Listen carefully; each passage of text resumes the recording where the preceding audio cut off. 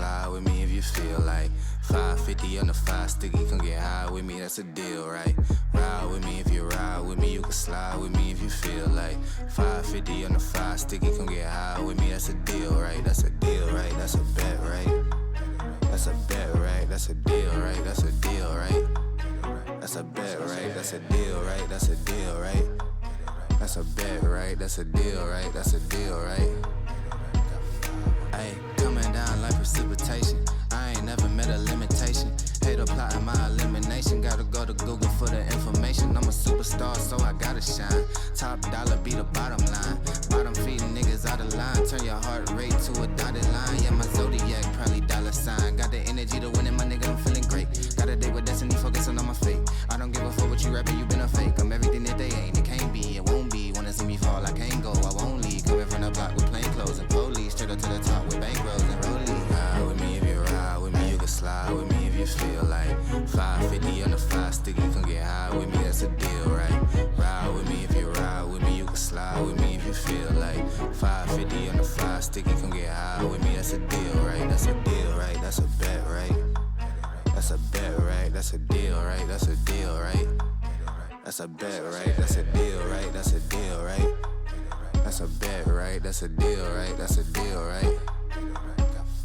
Ay, 12 can't really stop shit, so I'm still pushing like a mosh pit. Ice dripping, think I'm hot shit. In a yellow bucket with the mop stick. I've been jugging jams like wholesale. Everything must go sell. Hitting bitches with the oh well. Need 100 million on the low scale. On my worst night, I'm the best nigga. Wouldn't mess with you, couldn't cap to him. Homie spotted me like 700, brought 1100 right back to him. If I can't do it, then it ain't real. I just make dollars, I don't make deals. I've been going hard in the paint, still blowing kush clouds till I can't feel like. Ride with me if you ride with me, you can slide with me if you feel like 550 on the 5 sticky, come get high with me, that's a deal, right? Ride with me if you ride with me, you can slide with me if you feel like 550 on the 5 sticky, come get high with me, that's a deal, right? That's a deal, right? That's a bet, right? That's a bet, right? That's a deal, right? That's a deal, right? That's a bet, right? That's a deal, right? That's a deal, right? That's a bet, right? That's a deal, right? That's a deal, right?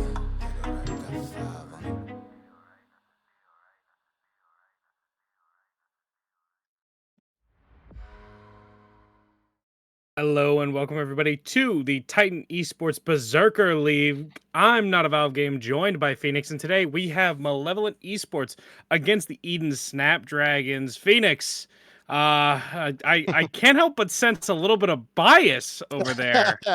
It's faint, just but a little. Yeah, I don't know. If you guys can't make the connection, I guess I can't help you. But yes, I am very excited to have one of our own teams here, Malevolent Fates, playing in the semifinals matchup. But we've got to be careful and not underestimate the other side of this matchup. Eden Snapdragon pulling off a huge upset last week.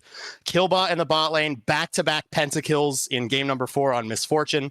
So there's definitely going to be a lot to look out for. Of course, draft, hopping into it right away, going to be the best part to look at. What are your favorite champs right now? What do you like to see going on? I personally am a big fan of Aatrox and Scion. It's just I play top lane, so it's just kind of like okay. those are I get it. Yeah. those are just like my favorite chance to mess around with. Viego is also one I like playing in the top lane just because it's fun. But we see the bans. Viego's already gone, so we won't see him anywhere. And Diana to follow. That's something I have not seen in a long time. Yeah, so of course, those who don't know, Berserker is a Emerald 4 average point league. So this does lead to some differential in rank. Of course, Malevolent Fate does have a Diamond 4 jungler on the side of their roster. Looks like 2 jungle bans and then a very standard Jinx ban. Pretty standard and easy to execute 80 carry. Not super surprising that we see that taken off the table early on here. Edens, let's see what they have decided. Yeah, let's see what they have decided is what they think the most powerful pick left is in the meta. We've seen a lot of like Xin Zhao. Mel has been actually a more recent B. I don't have the scripts. You spoke it into being. I don't have the scripts. You manifested that. You just made it happen. Yeah. I'm curious. These are your boys. This is your team. What do you think they're going to prioritize? Well, obviously the Neferi's one of them. What do you think is going to go next? Yeah, so strong jungle, of course. Ezekiel, he's their star jungler on this team. Of course, wants to play things that he can take the game into his own hands. MVE tomorrow going to lock in the Victor, a fairly favorable matchup into Mel in the laning phase, something that he's definitely has some time on. The next thing they're really going to look for is the best thing they can do to get Troopsy on something comfortable. What I do think we need to watch out for is, are we 100% sure where this Mel is going to go? And I think that MVE needs to be very careful about how they facilitate the rest of this draft, in the fact that they could take the Mel Seraphine bot, and Zach is actually going to be a takeaway, obviously played on the side of engineer here for Eden Snapdragon, but it's also played by MVE's top laner Hades. So something to pay attention to. They are going to respond with Xayah, a little bit of disengage there to protect that carry, and as we go into the late game. So I don't know. We'll have to see where this Mel goes. I think that's going to be the big decider in how this draft plays out. We talked about it like last week, that like AP carry sort of thing, where you bring it to the bot lane, you're focused on doing that ability damage sort of carry role. But you mentioned the Zac top. Like I like that Hades guy. I've played some Zac top too. That is so fun to play. But the Zac almost undoubtedly going jungle here, and we see some top lane bans going away on the side of the Snapdragons, followed up by a Nami and the bot lane, that MF getting taken away. They've learned their lesson from the last time. Well, and MVE very clearly assuming this Mel is going mid, so hopefully their scouting report is accurate as we do double ban that. We're going to get a very safe support pick here. Just got to try to go for a neutral laning phase, allowing them to scale up. And really, it seems like they're kind of focusing this draft around Nefiri kind of dictating the pace of the game, where it goes. Although we are going to see a Xin Zhao pick, so this Zac could very likely be going top, as we have seen from Hades throughout the season, but not so much from Isodax. So that'll be interesting to see if he pulls that off. But Ornn, so we've got some flexes. I'm calling it right here. Zac mid, the double AP bot, Xin Zhao jungle, Ornn top. Here it is. They weren't ready. They are trying to get all the picks out right now. I gotta agree. Like, I don't see another way this comp comes together other than, I don't know, maybe you could put Xin Zhao in support, but like, I feel like that just doesn't really fit that well. I mean, you could engage with him, but he usually likes to have a bit more farm when he does that. So it'd be a little awkward. I do think you've kind of hit the nail on the head. Zac's going mid, maybe trying to play for some kill. Zac is going support. You got me. I would not have put this draft together this way. There's definitely some tech here that I was not supporting. I think Melio looks a lot better currently. Being able to soccer ball the Zac out of midair is going to be something. We'll see if they can get the timing right. Of course, Seraphine, very strong neutralizing bot laner, so we sit that, but it's interesting. It's interesting. Something that you always see on these super AP heavy comps, where where they're lacking a strong AD DPS source, is going to be their objective takes. We'll have to see how it goes. Well, I'm curious to see. Obviously, the big talking point here is going to be this bot lane, because we have that AP carry and then the Zac support paired with it. What exactly does the Zac offer to warrant it going into the support role? Yeah, I mean, obviously engage is what you're looking for. It's got I would say, a pretty stable laning phase. You have that passive, so even if you make a mistake, you have some bailout options here. But honestly, Zac support is not something that's very high on the meta, very, very comfortable. It's not something you see. I mean, we're talking 1% of cases here. So it's interesting to see if Sad Lantern has just got the read on something and what they're able to do with it in this laning phase. Well, I also think that it's kind of, when you get down into these lower divisions, comfort is key a lot of the time. And when you're comfortable on something weird like this Zac support, it can really throw off the other team, because suddenly you're pulling out stuff that you've never seen before, and it could really throw them off. So I want to keep a close eye on that bot lane, because I feel like it could be absolutely explosive. But you mentioned the Nefiri, Ezekiel, kind of being the heavy hitter for the Malevolent team. Where exactly is this Nefiri looking to play? Well, you're of course looking, the Seraphine fairly vulnerable as the game goes on. Mel without flash is going to be very vulnerable. So as you see, he is pathing towards the spot side. You got to imagine that they're looking to get a flash out of Seraphine or Mel early on in this game, and then look to abuse it on that timer. I mean, that's kind of going to be your best path to victory early on, especially as we see Victor already doing some heavy trading into Mel, trading back both ways here. That's a lot of damage going their way. The flash is burned by both mids, but Mel secures that kill for herself. So the flash for the kills on both sides, but Victor takes the spell. Yeah, a little greedy to go for that ward when you're kind of tanking the whole wave there. So definitely a misstep from Tomorrow. So we'll have to see him bounce back from that mentally and see what they continue off. But giving Mel first blood, definitely not the route we wanted to go here. No, that is not very cash money, if I do say so myself. Well, it's cash money for her, for sure, but it's not for Malevolent. Now that that's happened, Neferi's probably going to make a visit over towards that mid, because that Mel is much more vulnerable. Even with that kill, I think she's going to be a much easier target. This top lane, though, usually the Ornn is like a stabilizer. And the Zaheen is somebody who I'm not really too familiar with in terms of this matchup. So what exactly is going to happen in this lane? I mean, it's kind of a scaling for both. They both kind of want to scale and really do nothing. I mean, unless one of them makes a pretty big mistake, there's not a lot of kill pressure on either side of this matchup.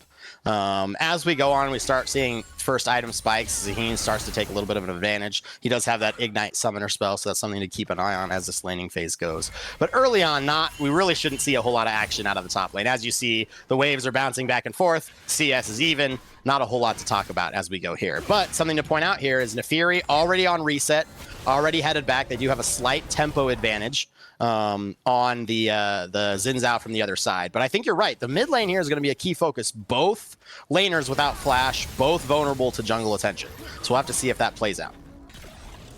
It's especially with the immobility of both these mid laners, there is no out unless you have flash. You're stuck in place. There's no movement to take. And both these junglers are just frothing at the mouth, waiting for this to become something that they can go for. But again, it looks like after this reset, they're just going back down to their camps and picking up their farm.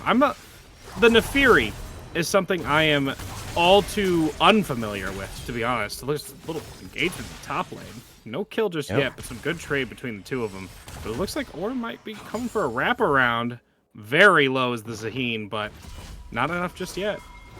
Yeah, it didn't take the back timer, kind of a poor wave state, but not really able to be punished. You see Isodak having to kind of back off that passive revive stacking up on the Zaheen, so you got to be very careful as we see the Engineer looking for something mid lane here. His posture, I don't know if he's going to be able to get anything. It looks like Mel's already throwing some absurd damage onto this Victor, as he's going to be forced to reset. He might have an idea that the Engineer is local, so reset. Make sure to play it safe. Your flash is not up just yet, so back away. Well, and I think playing it safe for the level 6 timer there, especially if you're not 100% sure when it is. Major in the mid lane, he's low on mana, so it's going to be a little tough for him to get that wave crash before you get back, although we do see him trying. So, again, better to always play it safe. There's a lot of game left. No need to try to flip the game early on a bad reset. No need at all. And it's especially with this Mel already having a little bit of a lead too. I've seen what Mel can do, and it's usually if you blink you miss it sort of things that she can do. You become past tense very, very quickly, and you don't want to play it too aggressive into that character when it's a lead at stake. Looks like there's going to be some aggression though. Looking for a possible invade. Is this Neferi? Yeah, he has some mid-prio there, but doesn't want to overplay his hands. Ornn able to move, so definitely not trying to force anything. But he has a timer, right? His camps are still coming up for respawn. Nothing he has to stress too hard about at this stage. Although we do see them both looking towards that mid lane again. A little bit of posturing. It looks like the Engineer is going to be the first one in because Victor is very far forward here. Major putting some damage down. Victor taking some damage. The stun is good, but it's not enough. Major pop goes the Victor. Yeah, it's interesting. We had some vision on that control ward, seeing him path up through there. So it's interesting that they didn't give any credit to that being a possibility. Victor did kind of like maintain the right side of the lane, but didn't give himself a position to really do anything. So this is a little bit of a tempo loss for Zeke in the jungle here. He is going to get that crab on the bot side that he previously had, and now Major's going to be looking bot lane. Might be a possible dive here. It seems a little ambitious to go for, but no. He's just getting those timers down, making sure They're now going to be able to set up for Drake with those wards. And it looks like it's going to be cut and dry. Nobody's looking to contest. Yeah, not super surprising. I mean, you lost all that pressure mid lane. Your jungler's on the top side. Better to just let this one pass, continue to get your camps, get your CS, scale up. Let's hit item spikes, and then let's reevaluate. No need to force. There is no need to force this game to be over at 7 minutes. No, not at all. There's no reason to end this game of this best-of-3 series this early on. Best of 5. You're right. You're right. It is a best of 5. This is quarterfinals, right? Semifinals, yeah. This is semis? This is semis. This is semis. Oh my goodness, it's best of 5 in semis. Insane. So, and it'll be interesting to see. I mean, these teams, when Malevolent Fate faced Eden Snapdragon in the group stage, a little bit of, looks like Orange is trying to get the wave crashed, but gonna get stuck. Okay, nothing gonna happen. Making sure. But these teams, so when Malevolent met Snapdragons in the group stage in the regular season, they actually 2-0'd them, clean sweep, and that was with some like bans missing and some weird stuff going on. So it'll be interesting to see how that plays out. Of course, Malevolent Fate's normal mid laner Liar is actually out this weekend, so they do have a sub, another regular in the MVE ranks, MVE tomorrow. So Hades tomorrow, Troops and Lightbringer were actually on the first MVE team that we ever formed, which was Gladiator, that actually won their championship that split. So these guys have played together quite a bit. So there's definitely some synergy there. Ezekiel has been with the org kind of since the beginning. So these guys are very, very familiar with with each other. So it'll be interesting to see if that synergy comes to light. You know, a lot of late night in-houses, a lot of things like that. We'll see if any of that stuff shows up. But on the other side, Eden Snapdragon, they have seriously stepped up their game. I mean, they played what were essentially tournament favorites last week. Here comes a dive right now, looking for the Seraphine, because Void Grubs were taken. Let's take the life of Killbot right there. Teleport down from the Mel, seeing if we can find anything in return, but it doesn't seem like it just yet. The chase is there, though, and the damage comes down. Major takes out the Milo. Yeah, I mean, has flash up. I think they stayed a little bit long trying to keep vision to get that ward. I don't think the ward matters. Obviously, in hindsight, the ward really doesn't matter. But they were able to get that Seraphine under that crashed wave, so they are able to put the Seraphine a little further behind. That is a kill on a Hubris stacking Nefiri already. So we will have to see if they can continue to use that momentum, especially with a failed gank on this top side here. A Hubris stacking, too. Talk to me about that. Where exactly are we to keep stacking with this Hubris now? Are we just going to keep going bot side, or are we going to look elsewhere? Yeah, I don't think anything's changed since the beginning of the game. You're still going to be looking at Mel and Seraphine. Those are the two vulnerable targets, the two generally squishy targets, especially when you're thinking about a high damage, serrated Dirk lethality type build from this Nefiri. Those are the two champs that are going to be vulnerable at pretty much every stage of this game, even with flash. Nefiri with ultimate has a decent chunk of mobility, has a dash, has an invulnerable ability to kind of get him out of, as we saw, the Encore, the Seraphine ultimate that they were able to dodge under tower. So I don't think the game plan has changed. I think, you found a weak spot on that bot side. You were able to punish it there. You're going to do that on repeat. And if Mel ever steps out of line and gives you the opportunity, you're going to look there as well. And it's as simple as that. Zach throwing out a little stretchy hand trying to pull on the Milo, but doesn't find anything of note just yet. Again, we're back to this kind of neutral state of let's farm up and get our items. And I'm curious because I feel like both these teams have pretty interesting team fights, but in the late game, who do you have, taking, like, who do you have favored? I think it depends a little bit, right? So you've got some solid front line. The Ornn, of course, going to be tanky. He doesn't have to over itemize towards AP or AD, so he gets to be pretty tanky overall. He actually gets to kind of favor the AD side of things. AD matchup, AD jungle, the only real source of AP coming from mid side. So that Ornn is going to be very tanky as the game goes on. The downside is, for Eden's comp, is they don't have a lot of consistent DPS. They press their abilities, they do a bunch of damage up front, and then what? Maybe we're looking. This is what they want. They use the bounce from Zach to try to get something done, but it doesn't seem like it just yet. And there's now just a little bit of dancing back and forth. Milo was temporarily caught, but they didn't find it any success just yet. And a little bit of resets coming from the boys. Oh, TP in the bot side from... Oh, no, that was just the Seraphine returning back. The top side? No, nothing happening. I thought that, there's all this possible activity going on, and it's just not happening. Yeah, like we said, I mean, as we start to get items deeper, the Zaheen is going to become more of a threat. But Orin able to neutralize here at this moment, so we'll see if they're able to continue that up as we're going to risky ward check this bush. We'll see how well the team is communicating and what we decide to do here. We're in on the bot side. We're looking to grab one, pull them back, and we find some damage, but it's not enough to kill just yet. And it looks like we're just on the zone. Keep them away from this Drake so we can take it down for another one for ourselves. Yep, so it's going to be the second dragon. They've kind of rotated everything over. You can see Zeke on the top side looking to invade, take away those camps, and Hades on the top side pushing in to take those plates as their kind of cross-map option. You know, I definitely think something that teams tend to struggle with is like knowing when you can give stuff up. You know, so in that case, like you have no prio, you don't have prio in mid, you don't have prio in bot. You know, your mid laner is up an completed item compared to their mid laner, or our, you know, the MVE mid laner, excuse me. And I think it's a really good sign that MVE is recognizing, you know what, we can't contest this, so we're not going to.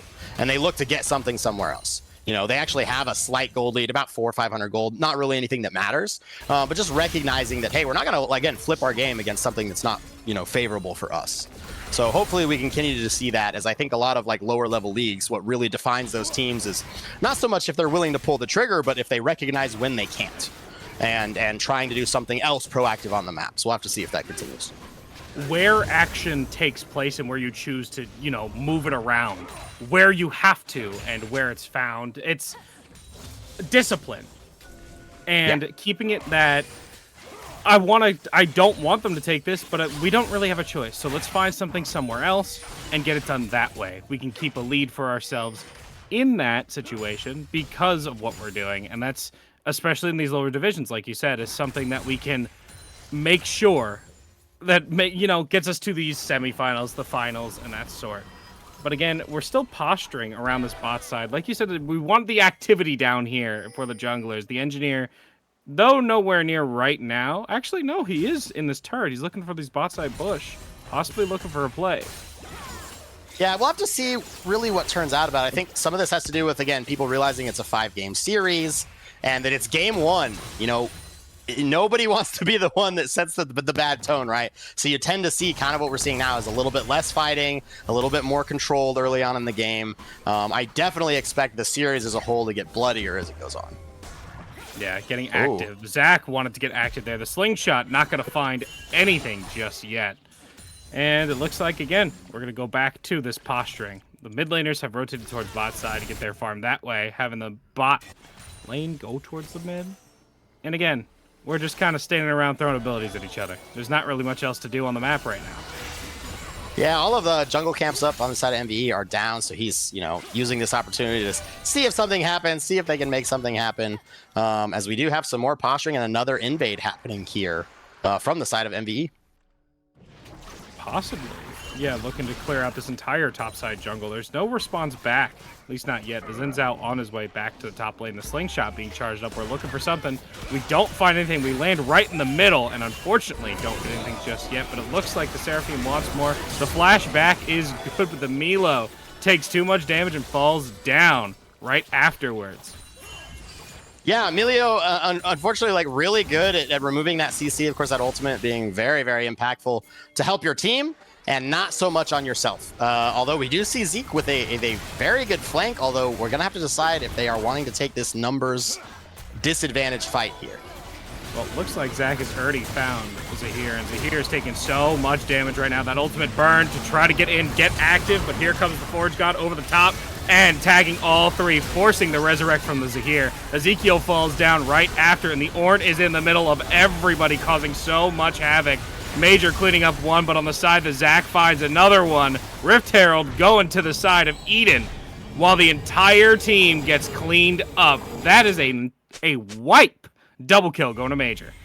Yeah, I mean, I think it's again, it was kind of forced. Like, you know, you don't have to give that up. Like, yeah, it sucks to give up the Rift Herald, but you know, with our support getting picked in the mid side here, you're just kind of like allowing them to snowball and letting them get more. You know, I think something key there is the ultimate disrupted by Ornn ultimate from that Nefiri. That's going to be a huge pickup there. But of course, now Eden's able to blossom this gold lead about 3,000 as they look to take and bang down on tier 1 and 2, or excuse me, tier 1 on top and mid side right now. Getting those objectives, getting your gold lead that you have now, no longer in the favor of Malevolent. And at this point, the tempo of the game is in your favor. That was one very good team fight for the side of Eden. And it started out because we had a pick in the mid on that Melio, and it continued into a sort of forced fight by Malevolence. And it just kind of fell apart right afterwards. The Ornn tagged everybody in the middle, and it was just super, super strong. I'm curious to see where exactly we're going to fall and keep going for this. Yeah, I mean, I think if you're Malevolent here, you need to look at cross-mapping very effectively. Can we get top tower when they look for this dragon? Can we look to pressure mid tower? Can we look to get this bot side tier 1, you know, when the Baron spawns? It's like you're going to have to look to cross-map and get some of this local gold off the map and into your pockets, right? And then when it comes down to it's really going to be looking for those angles. Can we push out and, you know, use prio in any lane to get vision anywhere? As Eden's fervently defending this top side, Ornn even TPing up here to save it at the last second. Although we'll see if it actually ends up saving him. Although, well, gonna clear the wave. We're calling the boy in to make sure we clear the wave. Now that is, hey, we want to make sure we save that. We have 4 in mid while the Ornn went over top side to stop the Zehen from continuing his push. So that was a big commitment. I was surprised he went for that.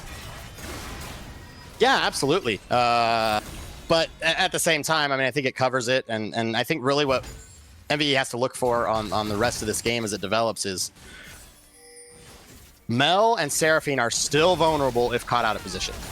So are they going to make that mistake, and are we going to be able to capitalize it? But it's definitely a pretty good driver's seat position here for Eden, as the Ornn is in a little bit of trouble.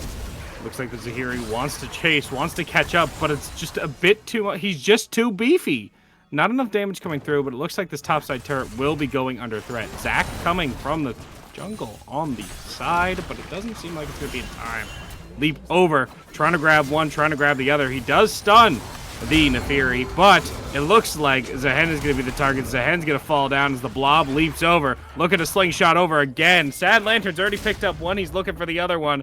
Over the wall with the bounce. Can we catch this Zahiri? No. We're going to get him? No. Hop over. Nice and clean. Oh, but the chase is on. We're going to catch one and finish off the Melio. Yeah, they're definitely pushing their tempo, pushing this gold lead, and not really giving MVE any room to breathe here. We'll have to see if they try to do anything with this Baron as it spawns. About 20 seconds from now. Hey, we're seeing the activity that we wanted to see from the Zach, for sure. Yeah, definitely using that ability to get over and get proactive on the map. I think something to keep in mind is, you know, a lot of those tank items are a lot more relevant early on in the game, right? Like one tank item versus, you know, Storm Razor versus, you know, Sunfire Cape, right? Like Sunfire Cape's gonna have a lot of value early on in the game. As this AD carry scales, it's gonna be less valuable, right? You know, and that kind of goes for defensive stats in general. That's why you see defensive stats, you know, they're best built early on in the game as the fight's breaking out here. It looks like a bunch of damage thrown out just to prevent them from taking this mid T2 for now. Nefiri over on stage right as the push continues. All of the boys on Eden are over here looking for an engage, but the slingshot doesn't find anything just yet. Mal throwing out some poke, and the boys of Malevolence backing away. Yep, we'll have to see. They're kind of at the mercy of Eden Snapdragon here a little bit. I mean, we're looking at basically a 5,000 gold lead here in favor of Eden Snapdragon. I mean, I think Malevolent's going to have to make a decision. You know, can we get to these 2-item spikes on relevant carries, right? We have 2 items on our Nefiri. Can we get to 2 items on Zaheen and Zaya and, you know, maybe Victor, although I think Victor's quite a bit behind. You know, can we get to these 2-item spikes? And they're going to have to pick their moment. The worst thing you can do is just kind of like let yourself bleed out all over the map slowly. And at one point, whether it's going to be this Baron play or in a minute and a half here at this Dragon Soul, you're going to have to choose to flip your game essentially. So we'll see what Malevolent decides is the best time to do that. Now, I'm curious. I believe I can see the little upgrade on Seraphine's item there. Correct me if I'm wrong. But oh, well, now the timer's ruined it, so. Yeah, it is hard to see, but of course those ornaments do look like they're starting to come through. Of course, Isodak at level 14, so should have his +1, as it does look like, yes, Luden's Echo upgraded for Seraphine, so they're going to have a lot of upfront burst damage on these cooldowns, as it looks like the Baron is going to be starting up by Snapdragons. Teleport to top side from the Mel just now. Make sure we get this Baron and shred it down quickly. I don't think Malevolent are even close to getting there and going to stop this in time, so we'll see if we can get anything done. The team is making their way, but I think they know that they're not going to be there in time, so they're pushing this mid tower. Yep. And that's what I'm talking about. Like, you have to get gold somewhere. I definitely would have liked to see them have somebody on the bot side pushing in this bot wave. I think sending 5 here is a little... it's extremely excessive. It's a lot. And now it looks like they're kind of scrambling, like afraid they're not going to get that tower down. I think a lot of missed opportunities there, but we do see them trying to take some jungle camps and whatever else. But I'm not sure that they're looking to set this trap maybe, but I'm not sure this is the place to set it. We'll see what they do here. Well, Zach had no idea, and it looks like Ornn has no idea that they're there either. So we have couple looking towards this, but now they've come out of the bush and they're looking to fight over this Drake.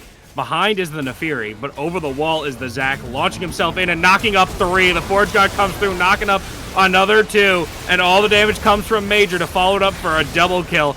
Turn it around, keep coming down, the blood falls, and there goes the Zahir on the same time. Zac on the chase, looking to keep Nefiri out, and Zana has to run right away. Yeah, I mean, it was a little bit creative there. I mean, I definitely like the idea of like using this like enemy red quadrant as a place to like stage your counterattack, right? I mean, you generally when they push out, they may not have a lot of vision there, but since that dragon was immediately off reset, unfortunately, just really good layering of abilities. We talk about like circle comps, right? Like just things that are able to be layered over on top of each other.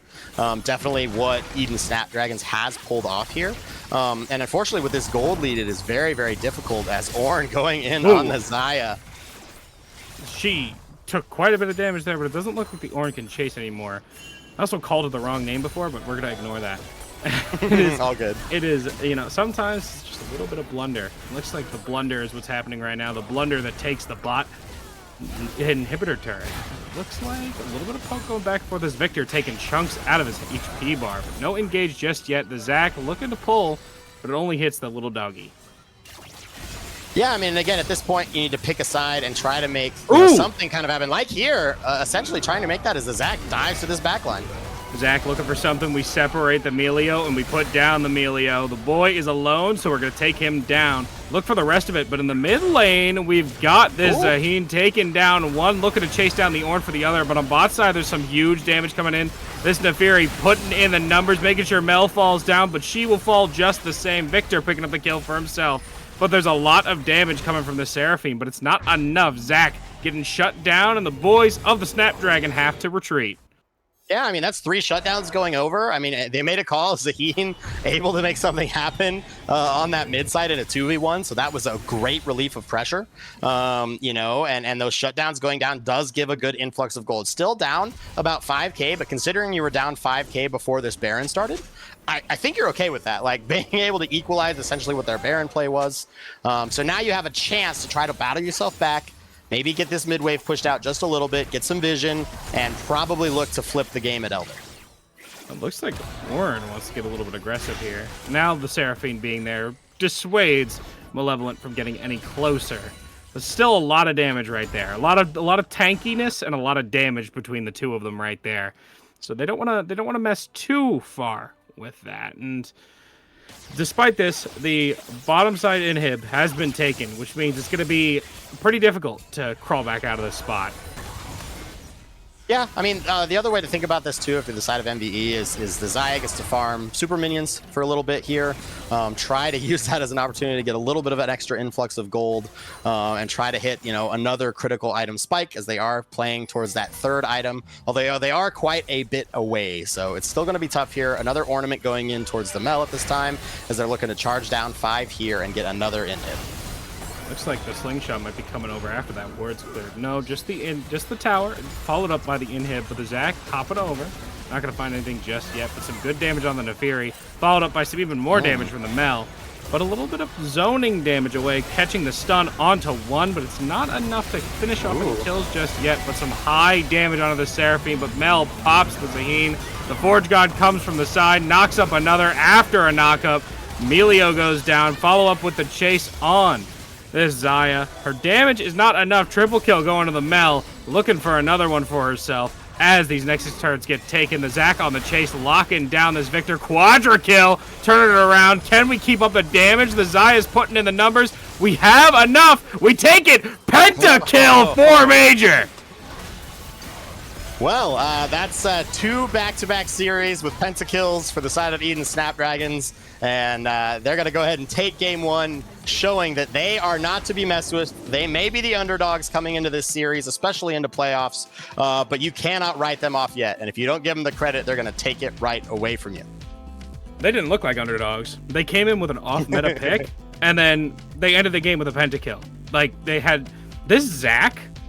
I know it's weird, but this guy did work. Sad Lantern put in the absolute... He clocked in, he put in his hours, and he did overtime. Like, this guy was putting in the work.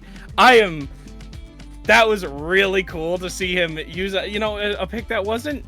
It's not traditional there. He can go into, the jungle, he can go top, he can even go mid, but we usually don't see him in that role. That's a lot of spice. I like it.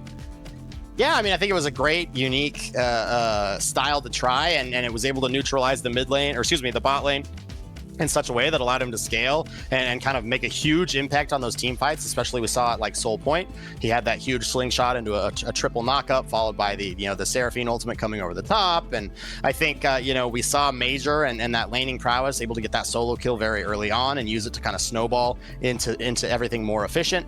And I think MVE is gonna have to look at how they can make something happen earlier on in the game or prevent things from happening, right? Like they didn't really get anything going in the early game, and early to mid game, Eden's kind of owned it. And by the time Malevolent was really ready to try anything, with the exception of the single kill, early on in the game against the Seraphine on that bot dive, they really didn't do anything.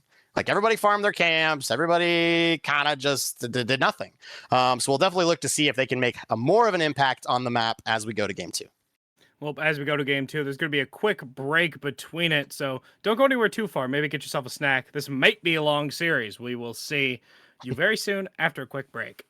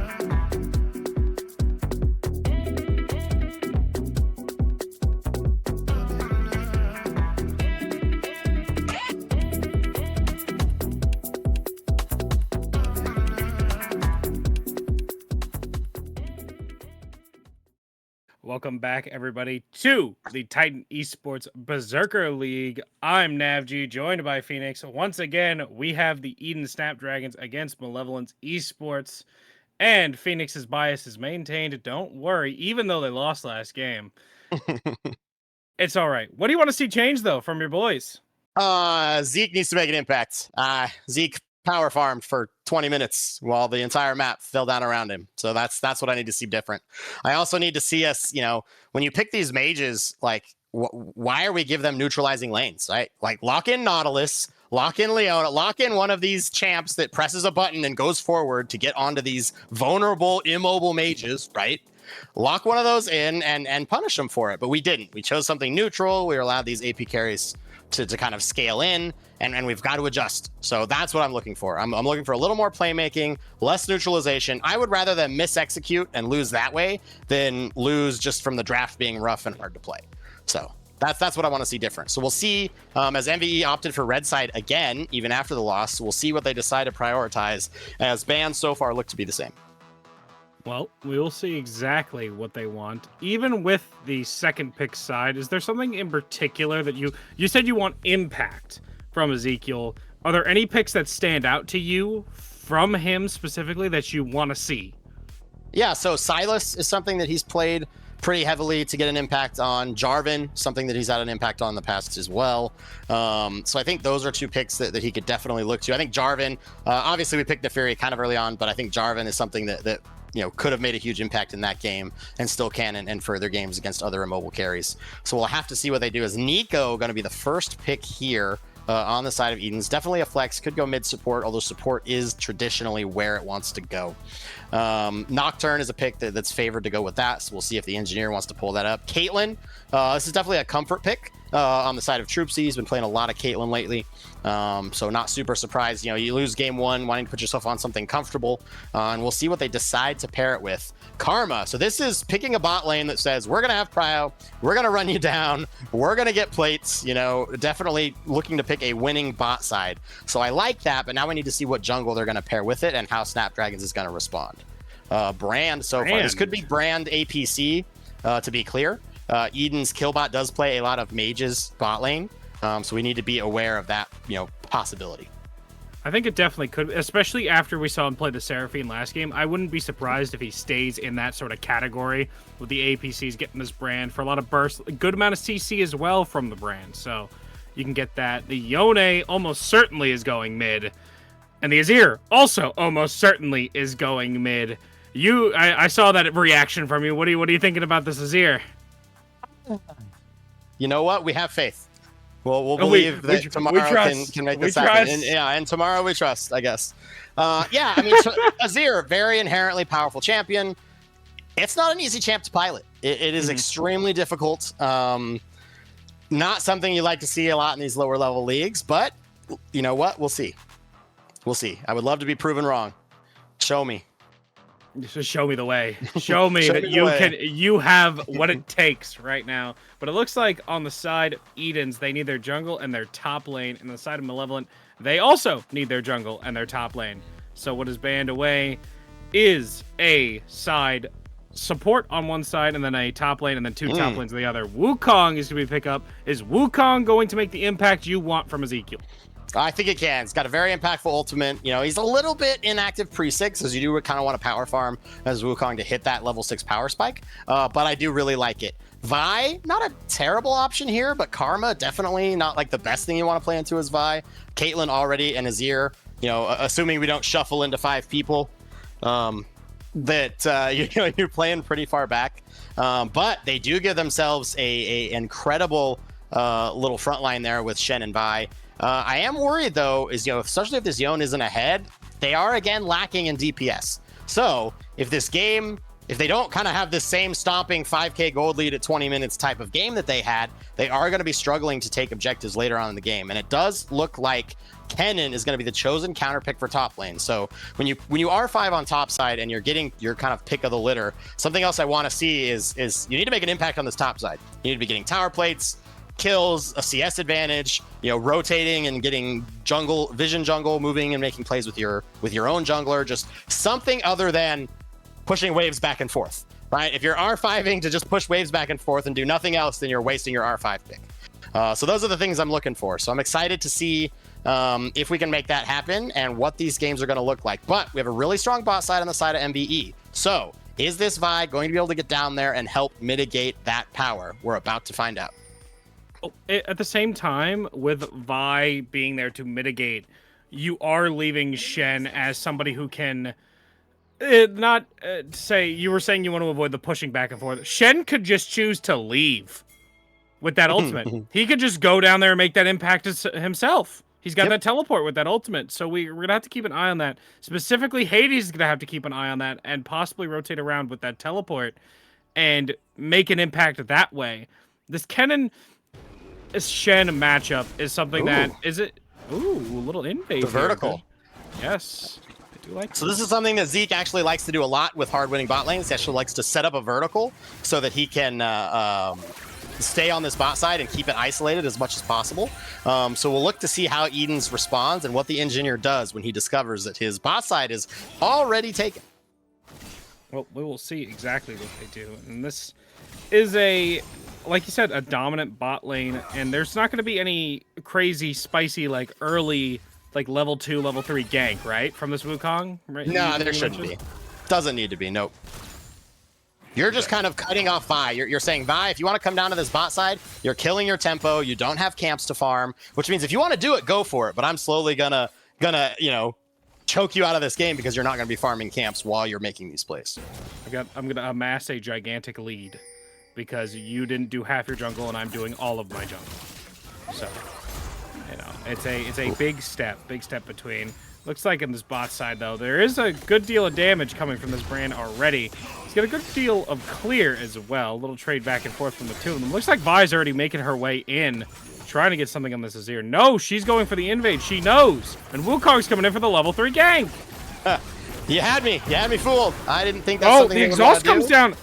Ooh. He might go down here. Troopsy might. No, he lives for now, but looks like there was a bit of a back and forth. I thought Vi was going to try to gank in the mid, but she seems aware. She seems to know that her bot side is already gone, and now it was confirmed by Wukong showing up like that. So ultimately, the right move by the engineer.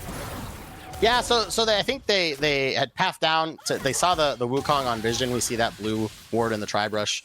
So they were aware that their camps had been taken, able to kind of make that adjustment. Now, they do have a little bit of a tempo lead here.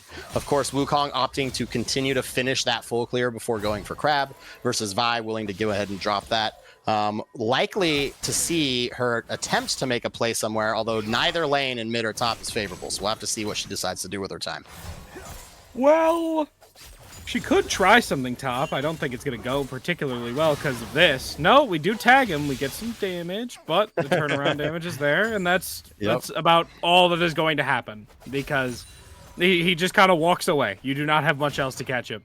Yep. So credit to Hades, like understanding that you're in a vertical and like, pushing your weight, crashing that third wave, that second wave early and getting it to bounce back so that you're kind of protecting yourself from a jungle gank, just like in that instance. So we'll have to see what we do here as Ezekiel looking to invade again and keep this vertical going. Well, it looks like we're trying to just get active with this Karma as well. On Lightbringer here, just on, local to make sure nothing too crazy happens. But now with the Vi here, it means it's time to walk away. We took, I think, one little Raptor, possibly. I don't know. I don't have confirmation of that, but the reset coming through from the Wukong means this is definitely done. Yeah, nothing happened there. The downside to that happening is your tempo is a little off here is the Wukong, but you are able to reset. Gonna go ahead and take these Krugs, and then again, in this case, you're just gonna continue to path towards this bot side and protect them from Vi. Any opportunity you can to try to help make plays. Well, looks like there's a little bit of damage going onto this Nico, but nothing too crazy just yet.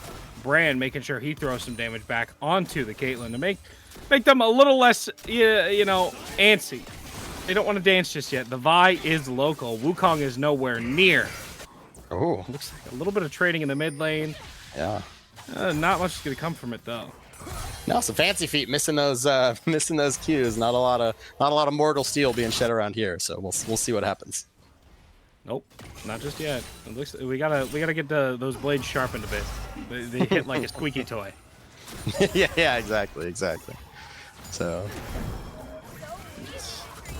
Right now, it's just a whole lot of, we don't want to step up too far. We don't know where Vi is just yet in the spot lane, so we don't want to fight. Right now, Azir, he was looking to do a little bit of fancy footwork there, but he didn't catch the Yone on anything too fancy. So we're going to back away and get our farm from a safe distance with those clones. And right now, you mentioned making sure bot lane stays safe. Vi is nowhere near anymore. So there's no play that's going to happen down there because of her. Is Wukong just going to try and get something done there, or is he just there to like be that protector like you were saying before? no, I think at this stage with Brand having no flash and Wukong should be hitting 6 on this crab as it spawns, you want to look for a play. You're looking to force something, and we have one of two scenarios that happens, right? So like either you protect your bot lane, they get the wave pushed in, they get plates, you're winning gold, right? Or the opposite happens is, and your bot lane either allows them to or does get pushed in, and then you have the opportunity to get in there with your Cyclone, that incredible level 6 ability that Wukong possesses, and try to make something happen there. As Vi looking towards this top side. Look, a little bit of damage with the charge up on the fist. Can we tag him? Kennen looking to put some damage back, but now is on the run. The return is there, but not enough to catch. And now he's just too fast, too quick, out of there. But on the bot side, Malevolent's picking up this Drake. Can we steal it away as the Brand? Nope, we do not. Wukong smites it away just quick enough. No steal this time. And this is a really cool thing, because I mean, you're just using that pressure that you were able to get, absorb in the top side. Hades doing a great job absorbing 2 jungle ganks at this point, still up in CS. And Camp's a little desynced, as we see some plays happening here. He's landing on the trap. Oh. Some high damage going into him, but no kill just yet. The exhaust also burned by the Nico to keep them safe. Yeah, the Caliber net hit a minion in that exchange. The wave got there just in time. I think if that minion connects, Brand is dead. But we'll have to see what we continue to do here. But that's the type of stuff you're looking for. So we'll have to see is Zeke looking on the top side. Looking on the top side, indeed. Here comes that Cyclone, and he goes down. Spun around and put down real quick. The Wukong finally, a first blood coming through 7 minutes into this game. And that's what we like to see. Looking around the map, making things happen, making an impact, which is exactly what he did there. And now he gets to clear these topside camps. And now you're in a position where you're pathing towards your preferred lane. You're pathing towards the spot lane. And you have all your camps up to do so. And Vi is forced, because of this vertical, to path towards the top side, which you don't care. You want her to path away from this winning bot lane, right? You want the Kennen to continue to absorb all this pressure. What I will say, though, is as Vi has ticked over to level 6. Hades is going to have to keep that ultimate in mind, as he is going to be a little easier to lock down at that stage. So we'll see if he's able to absorb this pressure as well as he has been so far.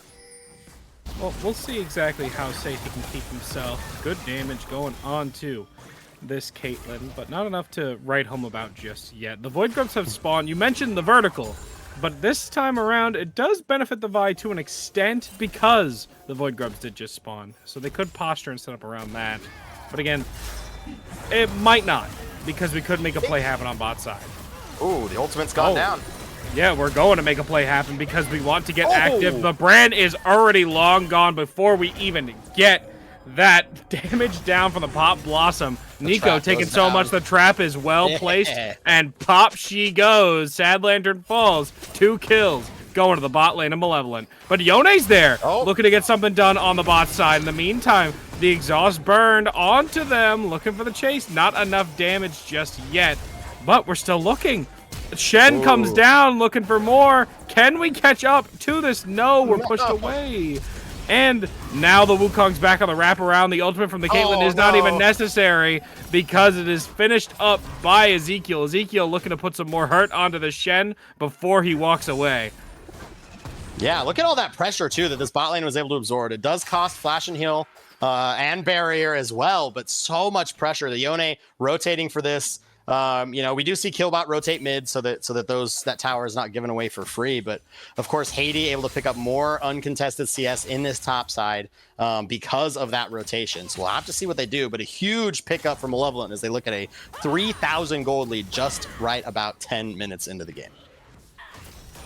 Yeah, and this is a step away from what it was last game because at this point, we had Snapdragon taking control and kind of starting the runaway with it. Because a little bit later than this, I don't remember the exact timer, but then there was a huge fight where Malevolent kind of got washed. And now we're setting the tempo.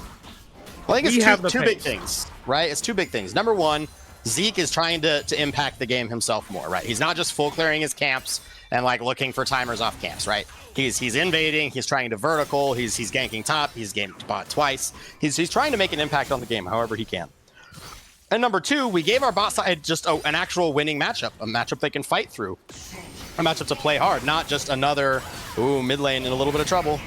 Oh, well, we got the push away from the Azir. Ooh. Keep away the boys. The Emperor's Divide used for a bit of safety.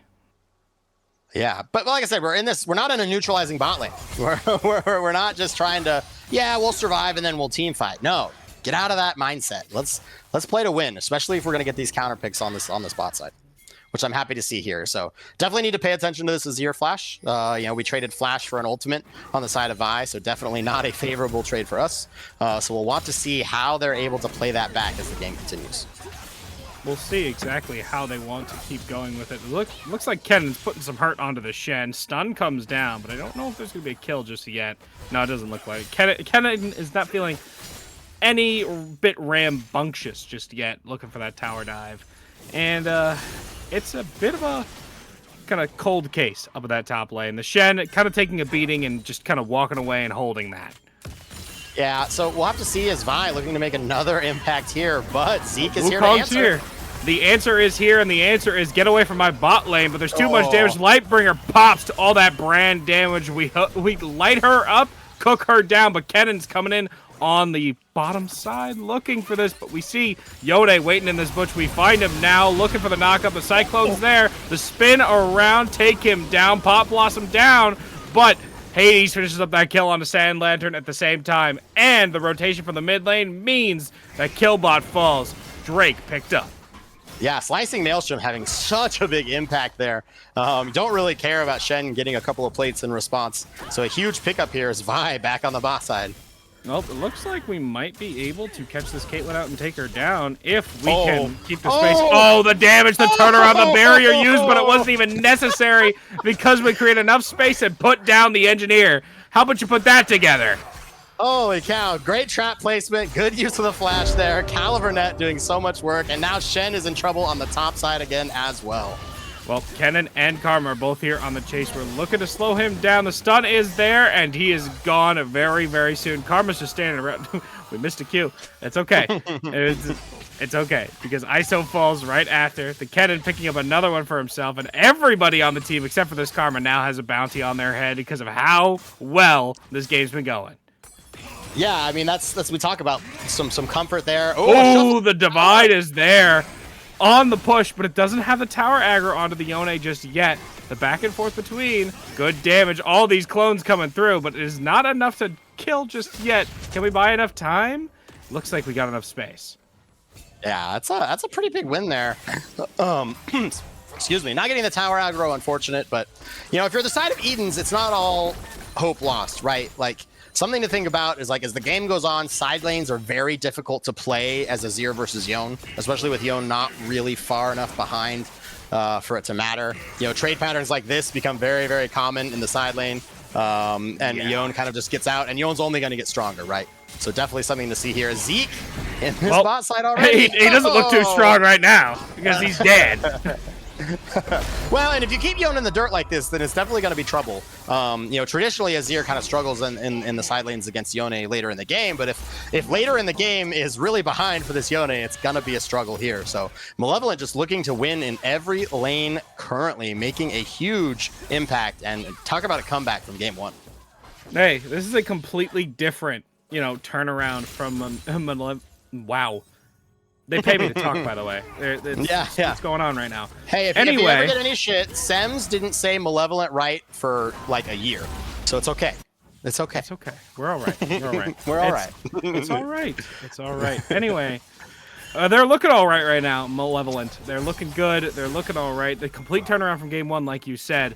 And they have control of this. They have the tempo set, and they're looking again this Drake is not spawning up for a little bit. It's got another 3 minutes basically for that. So we're in a spot where we can possibly go for this Rift Herald. Now, a little dance around. Over the wall goes the Vi, and the Pop Blossom is completely off the mark, but we do get that chase down with the Vi ultimate, and we're looking at the same time on top side. The Kennen turns it around on the Shen, and Vi goes down on the bot side. They're being torn to shreds right now. The Snapdragons are getting torn apart. The shutdown on the Kennen is good on top side, but that might be the only thing they get. Emperor's Divide from the side, get banged into the wall. That is a 4-for-1 globally. Yeah, I mean, we kind of got taken away from that bot side, that top side play, the 2v1, where Hades still trades. But it looks like, you know, Zeke was able to get there with that Cyclone just in time. Of course, Caitlyn Flash still not up and available yet.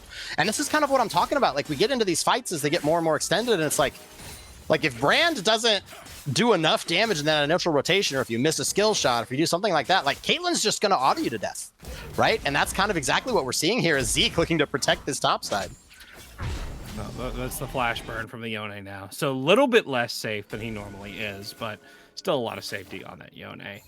I wouldn't be surprised if this bot lane does soon rotate out, possibly to get this Rift Herald, but at the same time, it doesn't look like they're interested in that. They're looking, again, towards this Drake side, push this lane in, and then set up for it. Play around where you're strong. Yeah, I think with the sole point at hand here, that you don't really care about Rift Herald, like, it's nice to have, but at the same time, like, I don't think it's going to be as big of a priority. So of course we see them kind of fostering around this bot side, and we'll have to see if they decide anything different. But Zeke does actually look on this top side, starting up the Rift Herald. So excuse me, but I'm not cued in on their plan apparently. We'll see exactly what the plan is. The Yone's plan is to take that top turret, and Wukong's plan is to take that Rift Herald. Well, the bot side, we're looking to see what exactly we can get done. We see Vi wrapping around, the real Vi, not the fake one, because there is 2 Vi's on the map right now. Looking to possibly get something done, as Shen has made his way towards the bot side as well. Looks like a bunch of dancing, bunch of posturing. Kennen takes a tower on top side. Yeah, something to keep in mind though, Ezekiel recalls now has 2 items, Sundered Sky as well as Trinity Force. Troopsy laying down that zoning traps there to try to control where this fight is going to take place, if it's going to take place. And then we still have the Rift Herald, so they're going to drop that mid for pressure and use that to take the dragon. So MVE using their gold lead to take everything available on the map. Dude, and that's exactly what you should be doing right now. Use your lead and take it to keep the pressure on, keep the momentum in your favor. That's what they're doing. This Drake is going to be taken by them unless this Vi has something to say about it. Looks like they want to get in close, but it's a bit too late now, and the Vi's being chased down. Looks like we have a TP coming here. in. We do have a TP because of all the damage gone on the Lightbringer. The Pop Blossom's there, tags 1. Brand goes down at the same time because Ezekiel's in. Droopsy takes down another on the side. Double kill for the Kennen. The chase was there, and the chase took down 4. Drake going in their pocket, a turret going in their pocket, followed up by what is likely going to be another one. Big win for Malevolent. Yeah, I think with Malevolent here, like, Baron's up in a minute. So push you have all 3, you know, or the 2 top side tier 1s, mid and top, right? So go ahead, get your waves pushed out, get this tier 1. Let's capture as much vision as we can in this you know, blue side quadrant on the side of Eden Snapdragon. Let's capture that blue side quadrant from them with as much vision as possible, and let's look to fight around this Baron. Either take it as soon as we can possibly and get this game over with, or just force Edens into a fight and clean them up here. You know, they have such pressure with their level 6s now, and Caitlyn is so far ahead of this Brand that you want to continue to force these fights.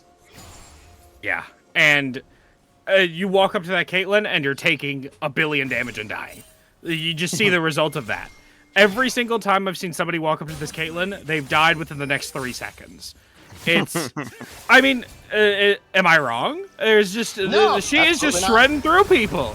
And that's exactly what you want. This is what you were talking about in Picks Advance. You want the lead in this bot lane. You want to play around this bot, and you want them to get active so they can do exactly this. That's the plan gone right. Yeah, we'll see. Looks like Tomorrow not going to fall for this. Not going to let himself get caught out here. As they're doing exactly that. Taking over vision in this quadrant and setting themselves up to play around this Baron, spawning in about 10 seconds. little bit of dancing back and forth. The Kennen gonna push in this lane a little bit, make the wave state favorable for him and the boys. As it looks like now, they are all going to be there, except for the Azir, who will teleport in at some point during this fight, more than likely. I'm wondering exactly how you, as Snapdragon here, look to start this fight to get something done. Are you looking for a pick, or are you looking for like a normal engage sort of thing? No, I mean, it's tough, number one. Like in a perfect world, you want to get picks with Vi, right? You know, I think in this, you're really looking to use Vi to, like, hold down this Caitlyn, while Sad Lantern and Major look to overlap ultimates. That's kind of like your only real way. And then, you know, Isodak is protecting whoever takes that initial amount of burst in the beginning, and then looking to engage as well. So you're looking to kind of try to layer things. That's really the only way you have back into these fights. Because if you don't out-execute, you're not beating them with your wallet, right? I mean, you're down 8 to 9,000 gold right now. You know, that's essentially 2.5 full items on the team compared to yours. But I think the other thing you have to be careful of if you're Snapdragons is, like, especially with this Azir Shen pairing, like, at some point you've got to make a decision. Either go down and collapse on this Azir and try to get that done, you know, while missing Baron, or try to fight the Baron. But, like, if you don't do something, this Azir is just slowly going to take the Shen out of the game and make the decision for you. Yeah. Eventually, the decision will be made for you, and it looks like Azir is instructing that decision to be, you have to pay attention to me, like, now. And, yeah, and the Shen's got to reset, too. Yeah, I mean, with this bot pressure, they actually kind of rotated down and said, yeah, we really don't care about Baron. Let's get these towers. Let's continue to inflate this gold lead. Still sitting about 8,000 gold here. Almost 9,000, actually. So about another 1,000 gold inflated. And now this dragon's up in a minute. So the only downside here is you give yourself, you know, you're giving Eden Snapdragons a cross-play option. So I kind of would like to see them force that Baron. But on the upside, you know, you have all of the gold. You are stronger. So as long as you can dictate how these fights start, I think you're going to be okay either way. Can we talk about these Fey Lights absolutely changing the game? You know, that blue ward able to give all that vision back, able to kind of protect them from those extra little, you know, whatever you want to call them, cheese plays, or, you know, pockets of vision that they're hiding from. But if you're Malevolent here, I mean, I think they're looking to force the Baron. That looks pretty clear what they're trying to do right now. A Sad Lantern in a little trouble. Yeah, it looks like the chase down is there. The Caitlyn ultimate comes down, and he's gone before the pop even comes out. You said pop, and he's gone. That's how quickly it goes. And the Baron now being pulled. The boys on Malevolent are just looking to shred this down. Do we have a contest from Eden? I think it's a mistake. They could. You know, Baron does, it's kind of like the new Otacon, right? It takes away MR and armor, and it does a lot of damage, but, like, your best engage tool, the way to layer things, your CC, is in that Neeko Pop Blossom, and Neeko's not there. I do like this Shen saying, you know what, I'm going to perma push. He got a tower bot side. He's collected a couple of waves. He may be able to get this other tower as well as the mid tower. So props to Edens for, this is what I was talking about in game one, finding those cross maps. You know, what can we get? So they were able to get 3 towers in exchange for this Baron. So they were able to fight that gold lead back from 9,000 to about 7,000. That does include the 1,500 gold gain from Baron. So that's a big push there. But of course, Malevolent looking to take this soul as it spawns. Is pulled, and the Wukong is here now. It looks like there's a bit of a contest going on. The Vi catches one on the side, the Azir pushes her away and pulls himself out of there. No ultimate burn from the Vi just yet, so Azir did have to burn that Emperor's Divide to keep himself safe, but the spin is in. The Wukong is there, Cyclone comes down. Can we find anything just yet? No kills until finally the Chemdrake falls, followed up by the Vi right after. On the backside, the Yone's looking for Troopsy, but Troopsy takes him down, tears him apart, and the Pop Blossom on the top side doesn't find anything just yet. Everybody but the Bran is down. Killbot will be falling very soon as this Kennen and Karma chase him down while the rest of the team runs it up mid. And that's the ace. Yeah, I mean, this could very well be the game right here. We'll see as our respawn timers. We got about 10 seconds on Vi, 13 seconds on Neeko, but ultimates are still down. Otherwise, Malevolent should look to take at least 2 inhibs here, pushing on that bot side as well. I think there's an argument that says, like, you don't really care about brand, right? So, like, when that brand is going, like, if you just ignore the brands and go ahead and try to push to end, that there's an angle there. But, you know, I think we'll be content with breaking open this base as wide as we can. It could be possible that if ignoring the brand, we may be able to just get this inhib for sure. and it looks like we're not going to be able to get it now. So that'll Yeah, be they're going that. to play conservative and back off. And I think with your gold lead, that's okay. You know, I would always tend to say, like, I'd rather you play conservative and, like, reset, have all your cooldowns back, spend your money, than, like, try to make a flippy-ish play, right? Especially because the game is yours. If you just, like, don't int, like, not to be blunt about it, but you just, like, don't run die, it down, idiot. Like, yeah, if you don't die, idiot, like, the game is yours already. Like you're 11,000 gold up right now. You know, you're essentially almost 4 items up on the enemy team, which is absolutely incredible. You have GA, you have Zonias, you have the Seeker's Arm Guard on the Azir. You have all of your luxury defensive items that you could ever want. And Caitlyn is humongous. Stormrazor, IE LDR. This Caitlyn is pumping damage.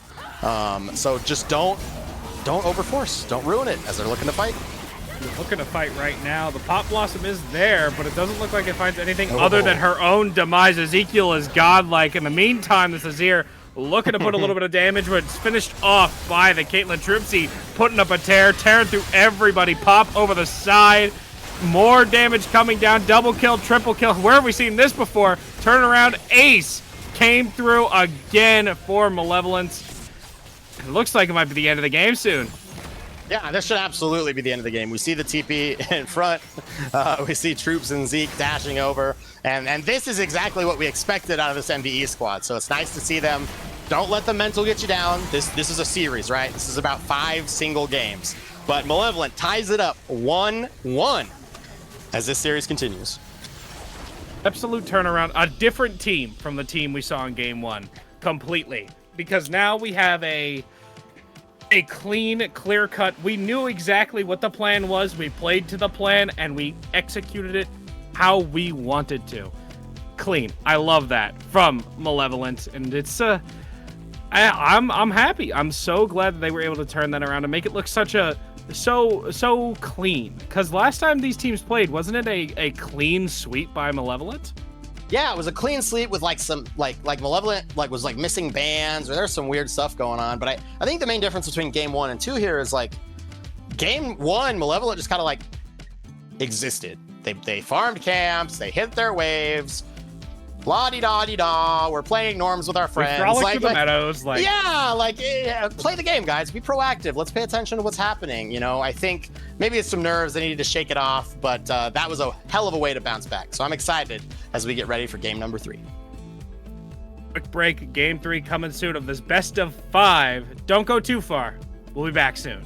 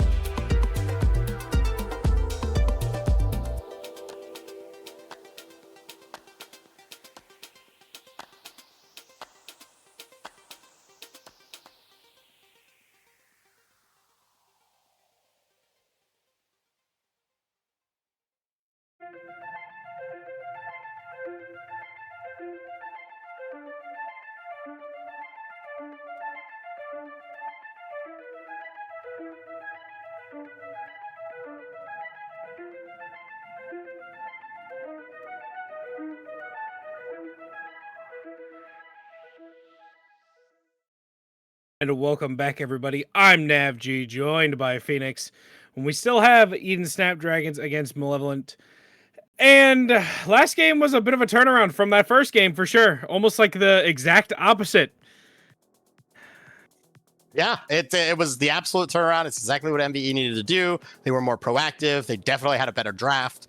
So we'll have to see how that translates into game 3 here. You know, something we don't often talk about in best of fives for competitive scene is there's a lot of factors that like kind of start to come into play that you don't see during the regular season. Number one is the drafts, right? When you start to get to games 4s and 5s, and especially in a series here where a game 4 is already guaranteed at least, when you're drafting, you're not just thinking about this game. You're thinking about how that has impacts on future drafts down the line, right?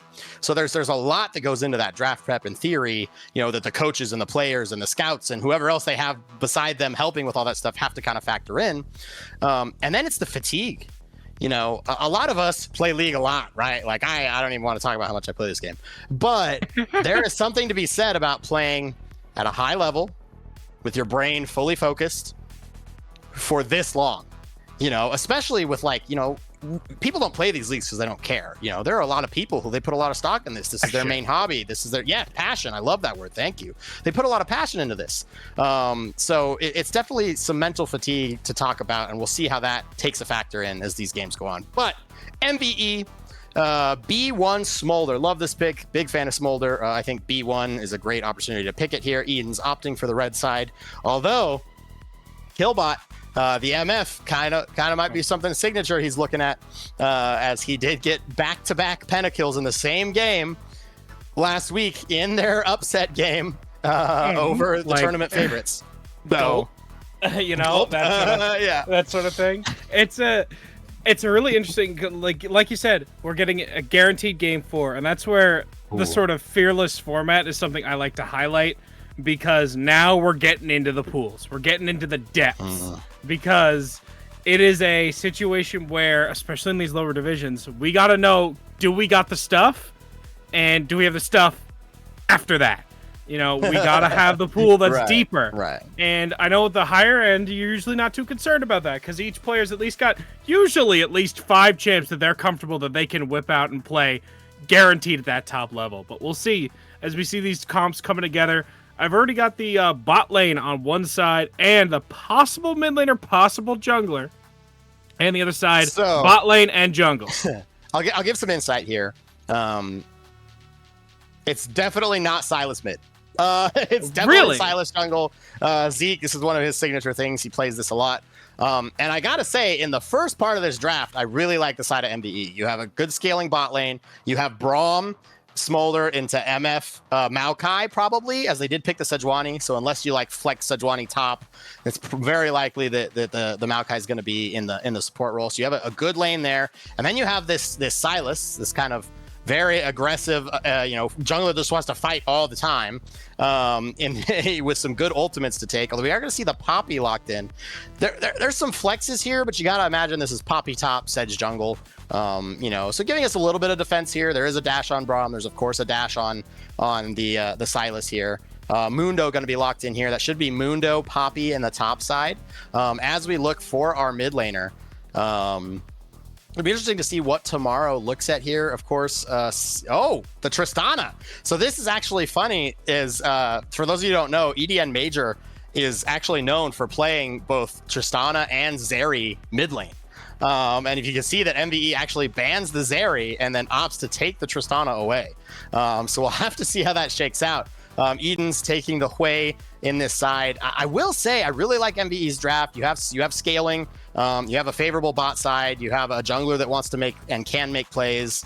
And then you have kind of a neutral top side, right? Mid lane is pretty volatile, so we'll see what happens there. And then on the side of Eden's, like your focal draft, this draft is kind of like getting this MF into a position that can be very effective, right? But you're negated a lot of that if the Braum can play correctly, right? So I think this game is really going to come down to what impact is the engineer going to have and what impact is Zeke going to have? Because these two guys are going to be pivotal to either team pulling ahead in this game. You know, when I see a Mundo, I always think, can the other team kill the Mundo? And that is generally a pretty deciding factor. I think that they most certainly can kill the Mundo with a misfortune. It's just a make sure she stays alive situation with the being able to kill the Mundo. Because if she's dead, she can't kill the Mundo. A possible fight here between now we're all going to walk into the bush and all this damage going down to the Sejuani. You wanted to know what the engineer was doing, and right now it's down to the first blood going to the Braum. Oh no! So, MVE, that's the second game in the row where they have done that little 5 camp or 4 camp just to trap that ward, as we do see that successful. It does look like Silas opting for the chicken start. This usually means that Silas will opt for like the 3 camp reset into Dark Seal. So there's a couple of things you can do with that. You know, there's some talk about there. You see a lot of challenger junglers doing this, where you can reset and then you can either full clear still, or what a lot of them will do is they'll like get your Dark Seal, reset, get your blue buff, they'll look for a mid or top gank, and then they'll reverse clear back towards the bot side, right? So we've got a couple of options there that we'll see, and we'll see which one Zeke decides to take. But MVE starts with a little bit of a cheese kill, up 1-0 to start the game. Well, it did also go to the worst possible person for it to, for you as Malevolent to give it to, which is the Braum. I could think of, you know, maybe some other supports you'd be okay with getting it, like, not that you can play Brand, but like Brand maybe, or maybe like Pike, something like that. You'd be okay with getting it, but Braum ain't that guy. He ain't that guy, Chief. Like, but it's okay. We still get the first blood, which means that bounty is going to us, and we're gonna get a little accelerated in terms of our build as the Braum, so it's nice. And plus, there's an assist going on to 3 other members, which again accelerates that build. But I'm curious. We talked about it last game. We're gonna talk about it this game. The junglers, where do they want to play?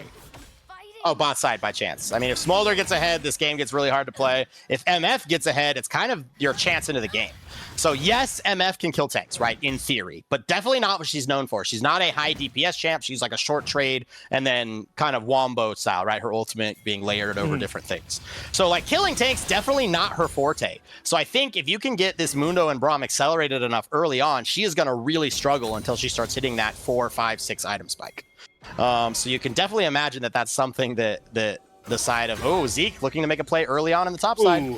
Good wall to stop that dash in to prevent all that damage from coming down, but it looks like the Sejuani wants in. Can't block it with the wall there. The Braum trying to protect, but gets interrupted on the dash. Troopsy falls.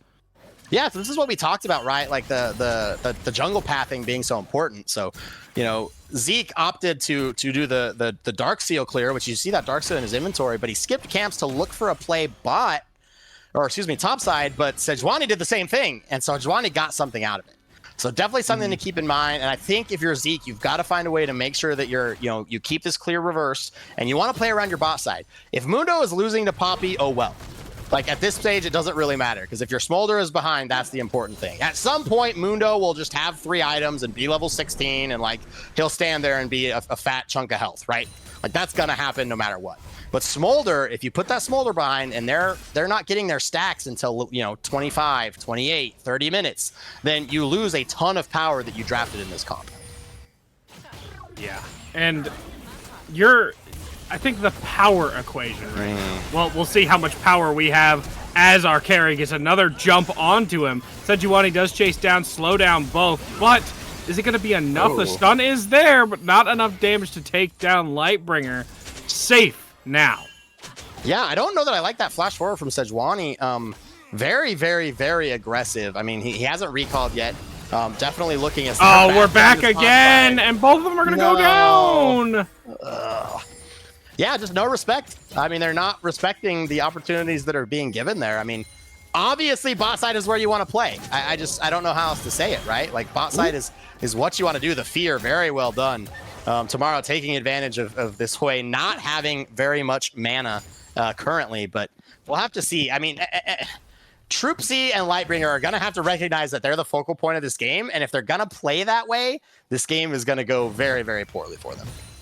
They got to play a bit safer right now, because now, even though you got that first blood, you had the kind of momentum in your favor. Now it's completely been yanked away from you. You're not driving the car anymore, and you're in the passenger seat. We have to play it back. We gotta get Ezekiel down here so we can maybe get something back around. We cannot, unless we know where the Sejuani is, I do not want to see us getting too aggressive, because now we are behind. We're going to get this potential turnaround onto us. It's not a drastic lead. You know, there's only a couple CS, about 5 to 6 between the two of them. So, but still, it could expand even more if the Sejuani keeps showing up. Yeah, I mean, when you think of the gold lead, it's 600 gold lead. It's basically those 2 kills, right? That's the difference in gold right now. But like I said, if you're Zeke, like you want to play around this bot side, like leave Mundo alone. You don't care. Like you don't care. Yeah. So don't, right? Like if you're Mundo, what's your favorite phrase? Don't die, idiot, right? If you're Mundo, just don't die. Collect your experience, and you will be relevant in this game regardless of what happens, right? Like you will do your job. But if you're Smolder, like being put behind like this is not great. Like you don't want to accelerate their AD carry and then not allow yourself the opportunity to stack. So we'll have to see if they're able to change the current tempo of this game and make something different happen. Is that the ultimate for the Mundo yet? No, it wasn't. I thought it looked like it was, but no, it was not. Yeah, it's that passive pickup. Yeah, it is. And like right now, like you said, this Mundo, I don't want to care about him for like 15 minutes. Like just ignore. He doesn't exist. He's not real. It's just, we got to go somewhere else, because as a Sylas as well, you have Poppy denies everything you want to do. Like, her existence. All she does is press W, and then you just can't play the game near her.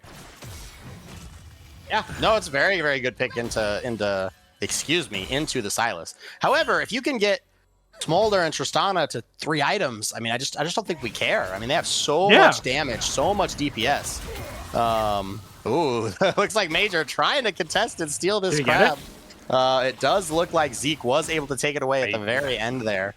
As we see him reset just a little bit. As this bot side, you know, they look to have like equalized it. I mean, Troop C is down quite a bit of CS. I don't know if we can get a Smolder stack count, and then maybe a look at the gold here from production. Yeah, Smolder County is about 50 stacks now, which is not terrible. He's a little behind, but considering he's died twice, that definitely makes a little bit of sense. So we'll have to see him get the opportunity to pick up some of those stacks. We'll see if MBE goes ahead and opts to rotate him around the map, take some of those chickens, and really try to accelerate the Smolder stacking, or if they'll try to keep this 2v2 isolated for the entirety of that first 15 to 20 minutes. You know, it's a little weird to me to see this Mundo kind of just getting absolutely wailed on by this Poppy. I thought this matchup is supposed to go towards the side of Mundo. I mean, correct me if I'm wrong, but is this just going poorly for... So, a couple of things about that. Number one, yes, eventually Poppy will do absolutely nothing to Mundo. You can tell that the initial Poppy build a lot of times is Sundered Sky. You'll see Poppy already opting towards Heartsteel, recognizing that my job is to be a tank. I at some point will not do any damage, and I need to be healthy for my team, right? On the flip side of that, Hades has taken some poor trades, and Poppy has a big damage, you can call it buff or advantage or whatever you want to call it early on in the game versus Mundo. So Mundo is definitely going to scale into a point where Poppy's really never going to be able to do anything. But early on in the game, Poppy definitely has a lot more agency. Well, at least right now, the Poppy can keep pressing that advantage. Just these Void Grubs have been slowly being taken by the Engineer. But it looks like Sylas is getting chased down, not locked down just yet, other than that stun. And now the turnaround is there from that stolen Sejuani ultimate. But the stun return is good, but not good enough. The Engineer having to run away as he watches his friend die. Yeah, I mean, that's a good rotation. The Tristana having the prio, they are going to blow their flash, is something to pay attention to as the bot side is fighting. Well, it looks like we called in Mom and did a little bit of damage. Now comes the Braum ultimate, followed by the Maokai ultimate, looking to root him down, put down some more numbers, but doesn't seem like enough just yet. No, the Misfortune flashes in and puts down Troopsy. At the same time, we have the Misfortune ultimate following up with the Braum. Doesn't have enough damage to get any kills. He's barely not able to finish off that Misfortune. Sad Lantern picking up the kill for himself. The bullet time was so barely off the mark for that Braum, and the Braum couldn't finish up that kill for himself, so both of them fall on the bot side. Yeah, and I mean, you want to talk about what matters. Take away 2 longswords in that fight. Take away the extra gold that the MF already had, right? And that fight's different. MF opting for Collector. This is another reason where, because Mundo stacks health and not armor, really, that, MF's going to struggle into Mundo, especially early to mid game. But she's going to be very effective into Smolder, Silas, and Tristana. So we'll have to see how MVE is able to contain this. Contain this misfortune, especially throughout the mid game where she does currently have a lead. Yeah, this lead is just getting bigger now with 2 kills, 3 assists, no deaths to her name. She is just going to be able to keep going with that and keep that lead. Now about 10 CS ahead, and it's I'm happy if I am Eden right now because my misfortune's ahead and we can keep accelerating that. And if we're ahead, that means Mundo will die eventually. Yeah, I mean, I think if you're Eden, you have to be finding these early game advantages, right? Like, you do not outscale. Like, you're not outscaling Smolder, Mundo, Tristana, Silent. Like, I'm sorry, you're not outscaling this, right? It's not mathematically possible. Correct. It's not going to happen. I was like, but you don't lack late game damage, right? Hui scales very, very well in the game. Misfortune, ooh, the chain's going to just go wide there. Eden Major using that speed up, able to watch his way out. I'll give you some hints. So, Subject Serenity. Are you up on your Hui abilities? All 10 of them? Not at all. But I am. Listen, I know very little about this character, but I've pieced it together by looking at his ability names and have seen that Devastating Fire is probably what his fire ability is. He's usually Disaster. That's probably what it is. Right. And the water is Serenity. That's how it usually is. Drake picked up by Eden, first one of the game. I was able to piece it together so far.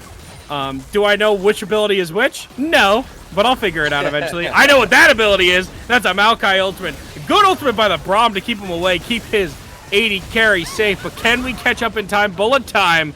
That's what time it is. And put down the Braum time. Finish him up for a kill. Oh, it looks like we missed something. Yep. But Tomorrow going to pick up a kill in the mid lane in response while the spot lane fight is happening. Looks like production whipped it back for us. So we are getting things across the map as it's happening. Eden not quite with 1,000 gold lead here, about 600.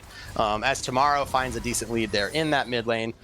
Smolder doing okay. I mean, if we can get another look at the Smolder stacks, while we're looking here, Tomorrow able to chunk away at this tower, get more here. He is at 100 stacks at 12 minutes. It's not, again, he's still a little behind, but it's not terrible.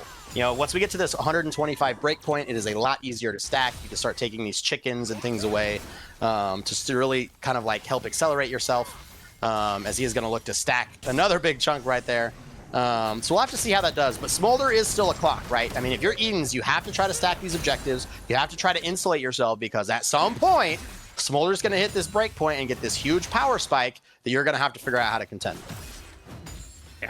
And eventually, you're gonna have to contend with the scaling Smolder, like you were saying before. And I do want to ask. I assume him opening up a gigantic rip in the ground is Molten Fissure.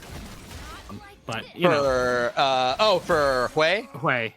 So it's what is it? It's fleeting. Oh well, he's dead, so it doesn't matter.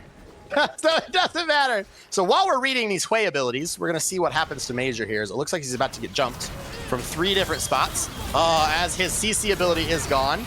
And Tomorrow going to pick up another kill. Tomorrow saying, you know what? Mid lane's been tough. I'd rather play 80 carry this game and really taking full advantage of this Tristana takeaway from Eden Major. Eden Major not looking comfortable at all as the Mundo ult is popped.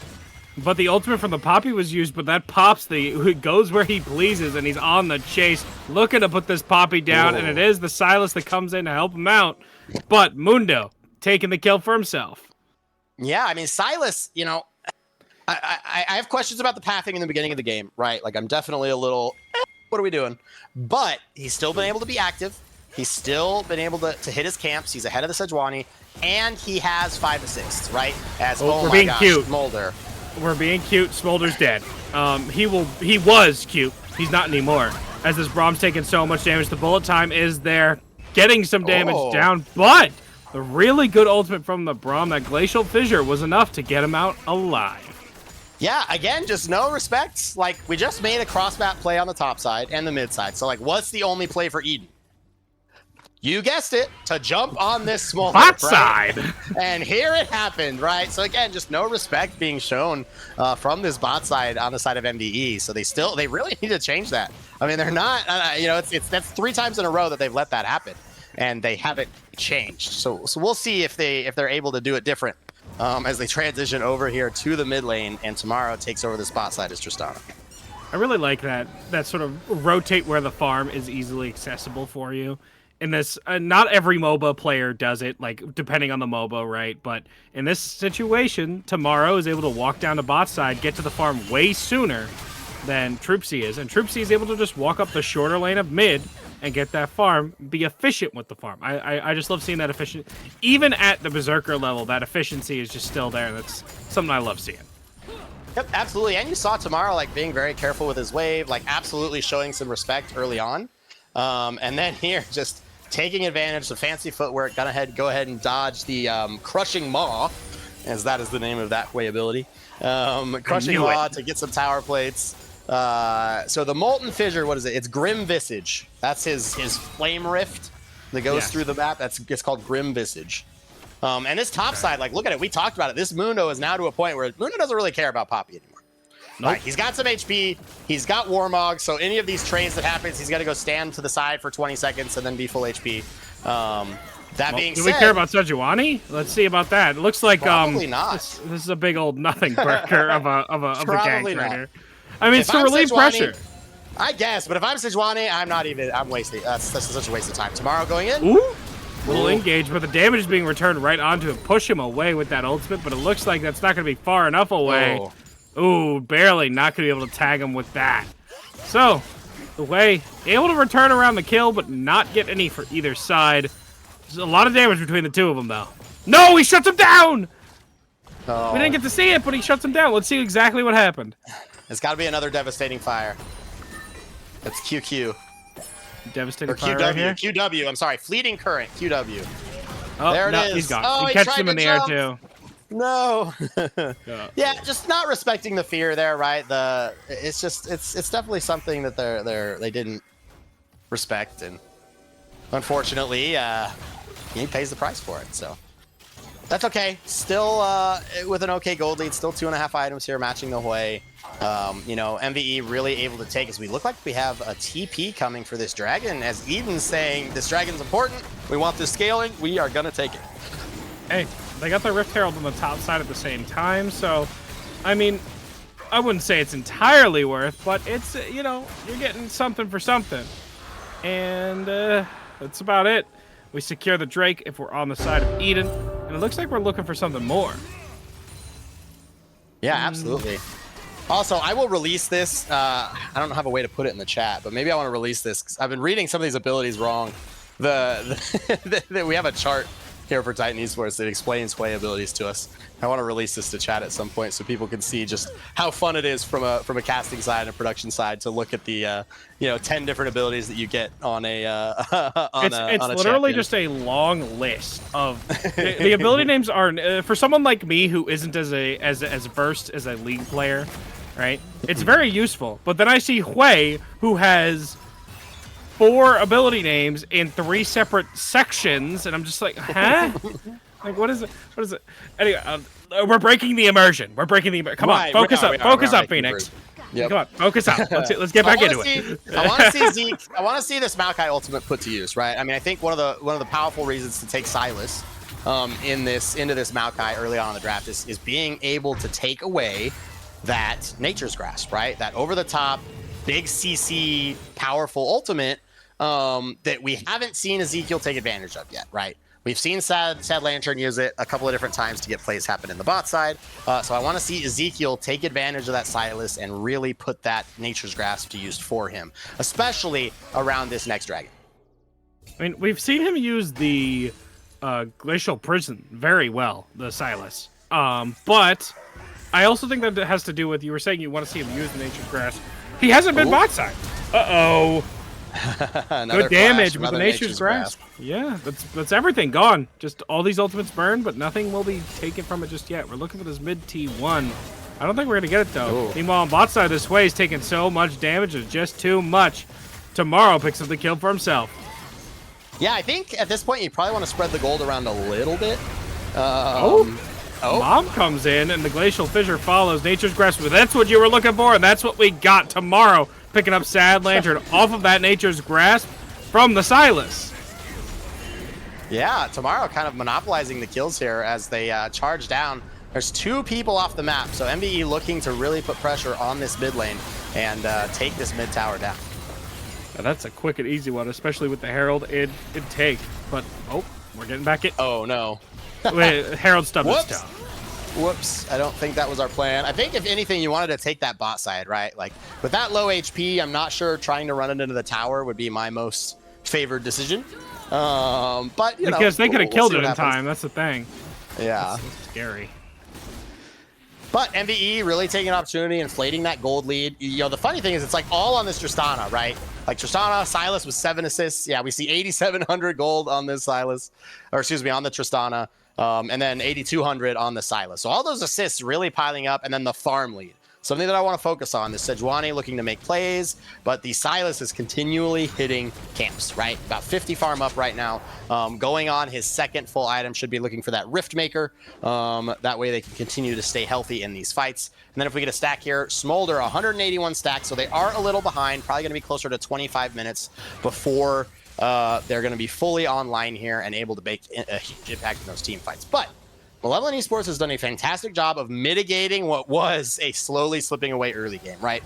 They got a small lead in the top side. Now Mundo is freely winning this lane. They were able to get mid and jungle active and ahead, and Smolder is still able to play the game. They're still on 2 items.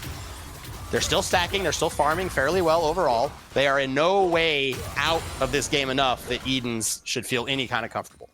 And we see that in the pressure that Edens wants to put towards these drags. So if I'm Edens, this drag is going to be a really big fight for us because you want to be able to get this drag, put yourself on soul point, give yourself some macro options before Smolder gets their stacks. But right now, we see this, and this is the first fight the top winners are going to be at. And here comes the question of, can we kill Mundo? Oh, and we we'll have see. a fight going on in the Lightbringer's river. dead! Yeah, we have a fight going on the river that we didn't really see what happened all the way.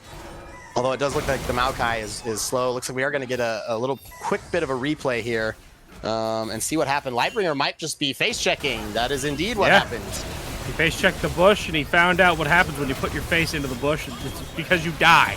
Nature's Grasp came down, and so did the shot from the Sejuani, finishing up the kill for themselves. Yeah, we'll see. I mean, this is still playable. I mean, you have a really big solid front line in this Mundo. So we'll see if this is something that we can do.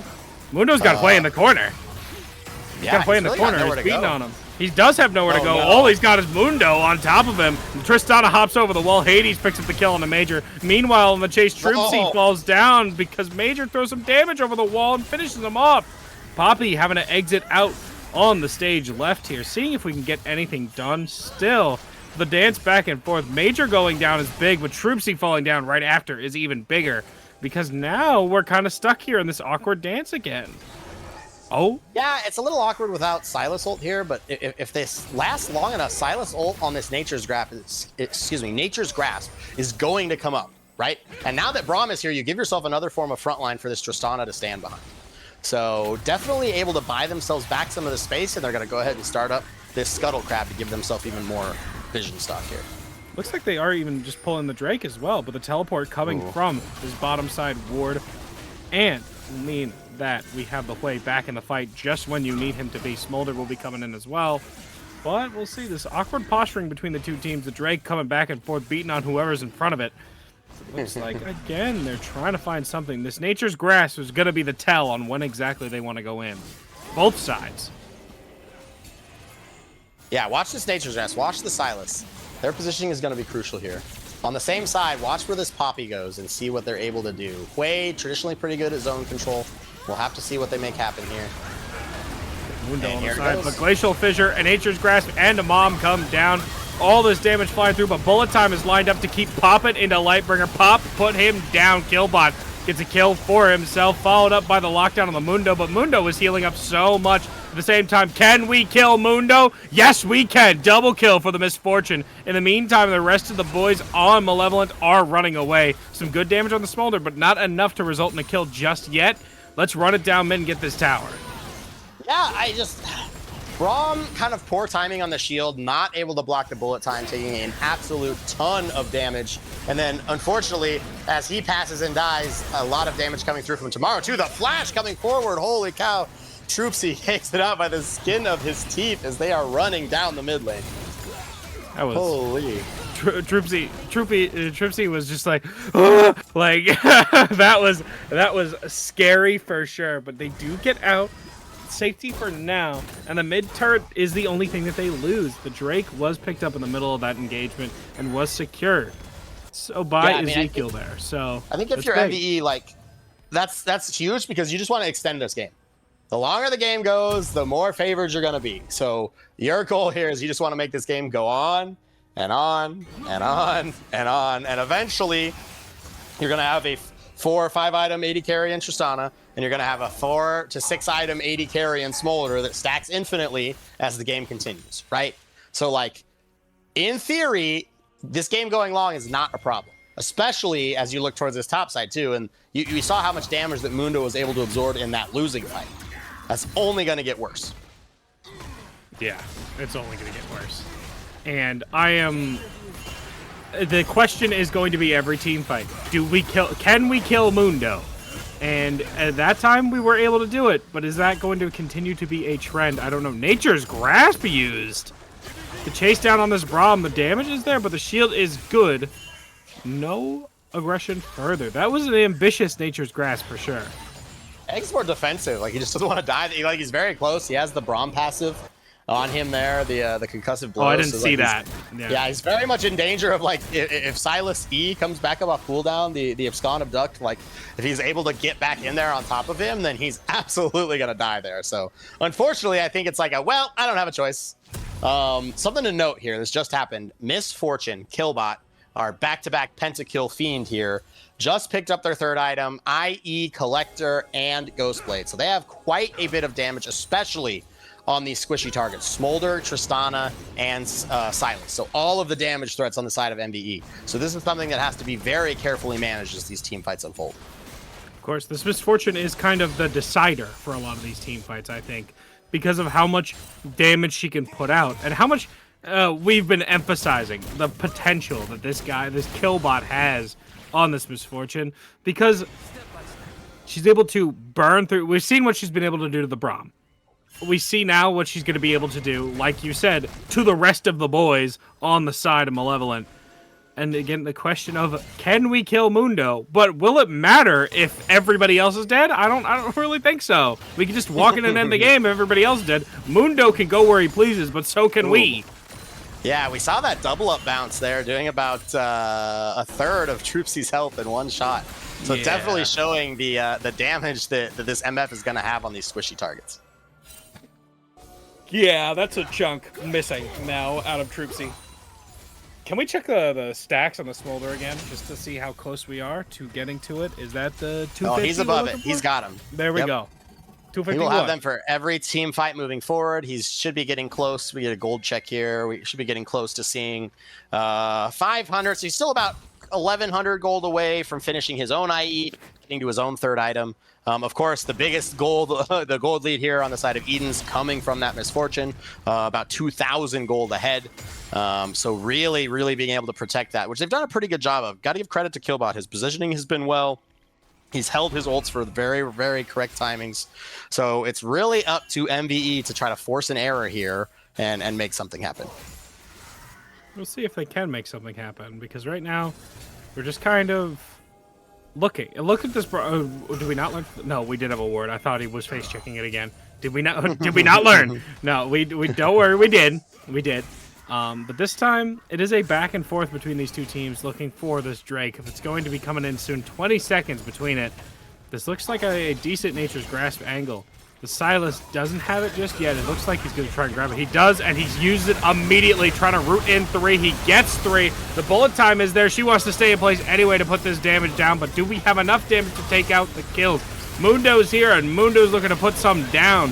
It doesn't look like anybody's fallen down just yet. A lot of damage going between them, but look at this Poppy. She's so low. Sad Lantern falls, followed right after. Tomorrow jumps in, pops her right through. Double kill. Turn it around, make it a triple kill. Let's chase down this way.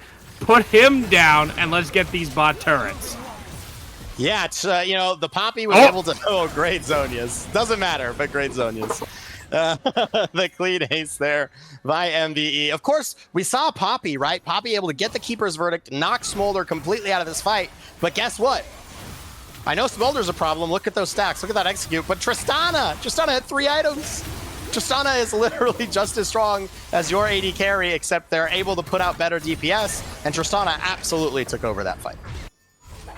I mean, you just absolutely exploded everybody in there. Get a couple pot shots in, and everybody's suddenly in dying range. And that means she can leap in and do that. Make them die.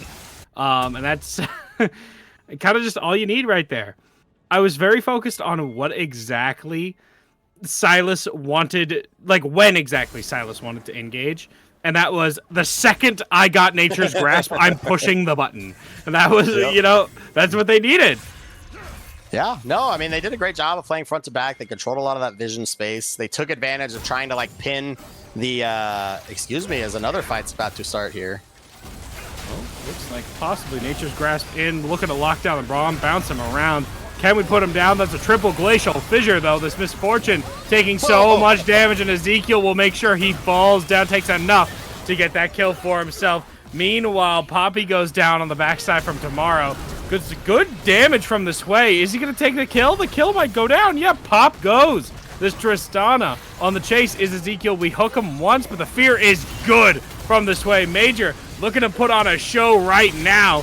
And the paint is there, but do we have enough? No, it's dried up. Ezekiel takes him down himself. Now we got to buy some time for ourselves. The Sejuani having to dash away. Troopsy picks up Sad Lantern, and the rest of Malevolent going down towards this Baron. Yeah, they've absolutely taken off after this team fight. I mean, just really pushing on the power of Tristana and now Smolder, who even though they don't have, a big gold lead here, the stacks have still made them relevant, right? And it looks like Engineer trying to stick around here, trying to find a hero's play and maybe, just maybe, try to steal away this Baron.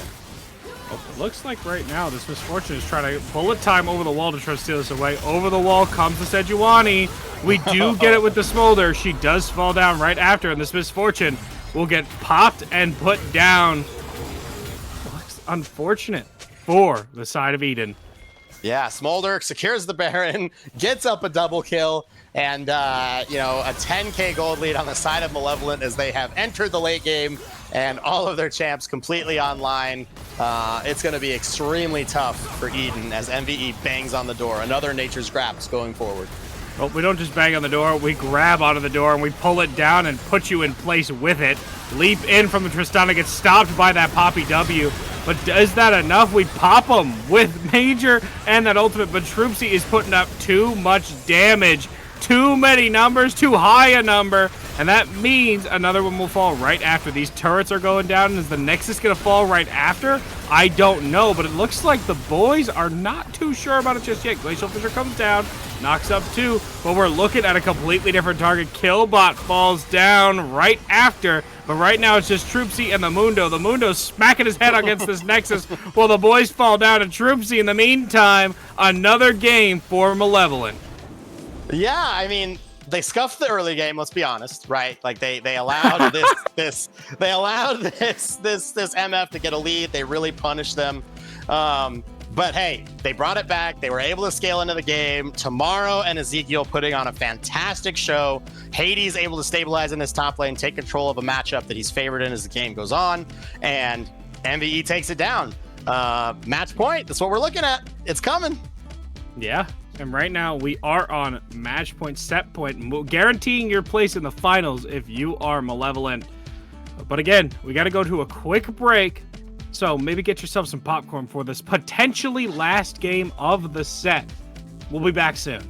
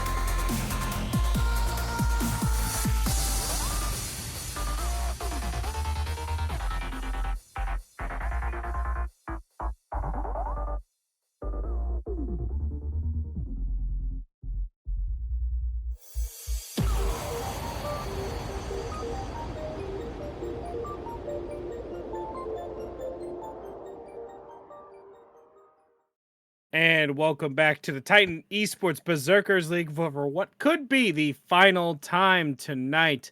I'm NavG, joined by Phoenix here, and we got Malevolent Esports against Eden Snapdragons. Best of 5 semifinals, and that one was a lot closer than the first two. Yeah, I mean, it definitely took longer to execute. MVE had to really survive that early game, get to the late game, get their carries online. We saw Tomorrow pop off a little bit there on the Tristana. So, as we talked about in the previous games, we really want to see what the fatigue and draft prep, draft theory stuff looks like as we get into games 4 and 5, right? Like, this is going to be a big factor in how these games play out. What champion picks are left? What are some of the priority things that we'll look for?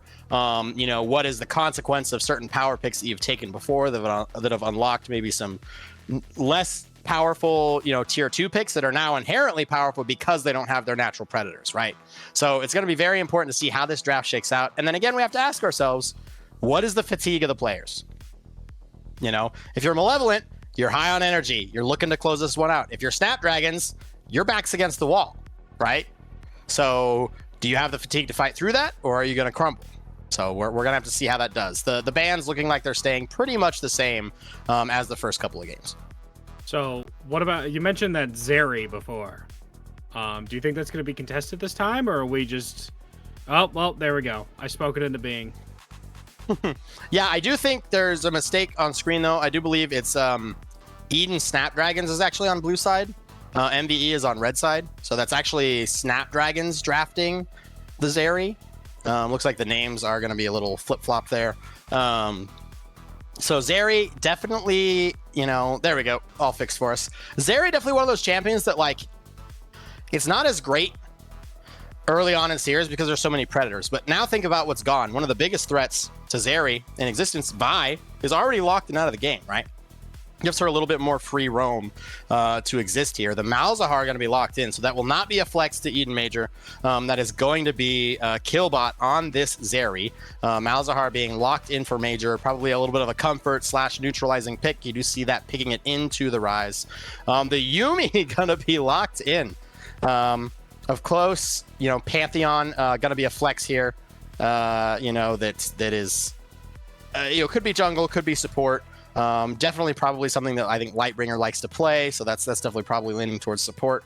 And we do lock in Kaisa, a good isolated damage, 80 carry, something that wants to fight, giving yourself some flexible options, some good team fighting power. Definitely a lot of skirmishing power as that level 6 comes online. We'll have to see how the rest of this draft shakes out, but Zeri Yuumi, definitely a very, very powerful threat. Nautilus, definitely something you like to see paired with it, although I think there's no way Eden's lets it past this part of the draft. So I got to imagine the final ban will be this Nautilus. I wouldn't be second surprised. to the side. Yeah. I would not. I mean, be I think it surprised. has to be. I mean, with something so good. Yeah, there it goes. There it goes. It's too easy to just get rid of that, and that feels good for you. See the rest of this draft coming around now. If you are MVE, you're saving your jungle for last pick because that Scion is more than likely not going jungle. You're going to have that in the top lane. We see Eden now. We got to answer with 2 picks. What are we looking for? Yeah, I mean, I think if you're the side of Eden, Malphite, hey, didn't even get it out of my mouth. Malphite is something that's extremely powerful. Silas is out. They do have to worry about the Trundle, so, that could be a jungle pick here that kind of invalidates that a little bit. Although Zeri, definitely not scared of Trundle really too often. And Eden's actually, I speak too soon, actually taking the Trundle out as an option. Likely putting that as ISO deck, playing the Trundle into Scion, and then forcing Malevolent to find something else to deal with the Malphite. Looks like they're going to opt towards the Jarvan. I think this is a little bit of comfort pick. MVE opting to play more of their own progressive game plan instead of trying to completely counter what Eden's is doing. Obviously, Jarvan not the greatest answer or the cleanest answer to Zeri, but still an option. I do think, though, that really what we're going to look for here, again, is kind of this mid lane. Malzahar, something that is traditionally very, very, very exposed in side lanes. Very, very, I think you were just ambushed by a cat there. No, she didn't ambush me. She wanted to get up on top of my computer. She's sitting on the case right now. Little Juniper. Anyway, that Malphite is going top lane, surprisingly enough. we've discussed this matchup before, I believe, in a previous set, and how it's really bad for Malphite.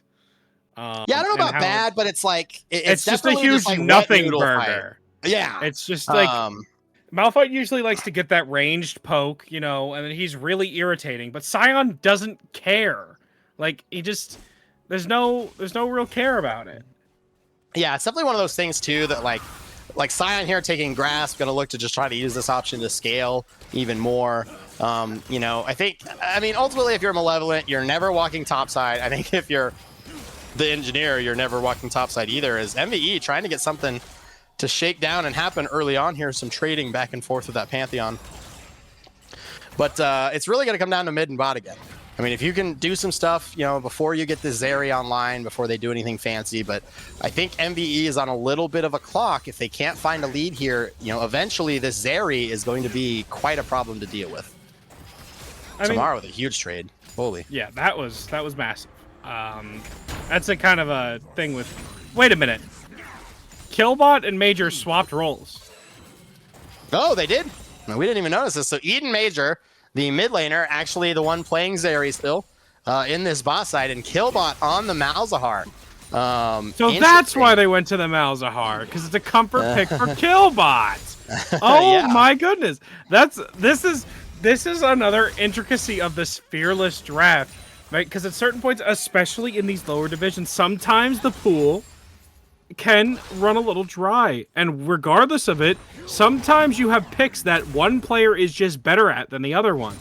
And in this situation, they felt it was better to give Major the Zeri and move him over to the bot lane and just put Killbot on the Malzahar. And you know what? Let's see if it works. I'm excited. I actually am really happy about that. Like, the little bit of innovation. I like that. Yeah, we'll have to see if it makes a difference. Definitely a little bit of adapting inside a series to different roles. We'll have to see if, at all, anything, the bot lane is able to make something happen. A little bit of like you said, wet noodle fighting here in this top side. Obviously, like this Malphite Q doing some damage early on, but he's obviously very low on mana, so we'll have to see what happens. Looks like overall, though, most lanes, with the exception of mid, who does have a few CS lead here now, most lanes are pretty much even as this game gets started. Yeah. Looks like we had a swap here. Looks like top lane actually building a CS advantage. I lied. I'm so sorry. As they're able to get a little bit of it here. Ooh, some fights in the mid lane. Well, Jarvan has put some good damage down on a Killbot. Killbot, no mana means he wants to be anywhere but here right now. So he's going to get a reset off and probably teleport back in to catch this next wave. We'll see exactly. I do expect Ezekiel to keep coming back towards this lane in particular, because that Malzahar, once that flash is down, he's got a full commit if he's going to live through anything, if he's get caught by this Jarvan, because he's not getting out of those walls.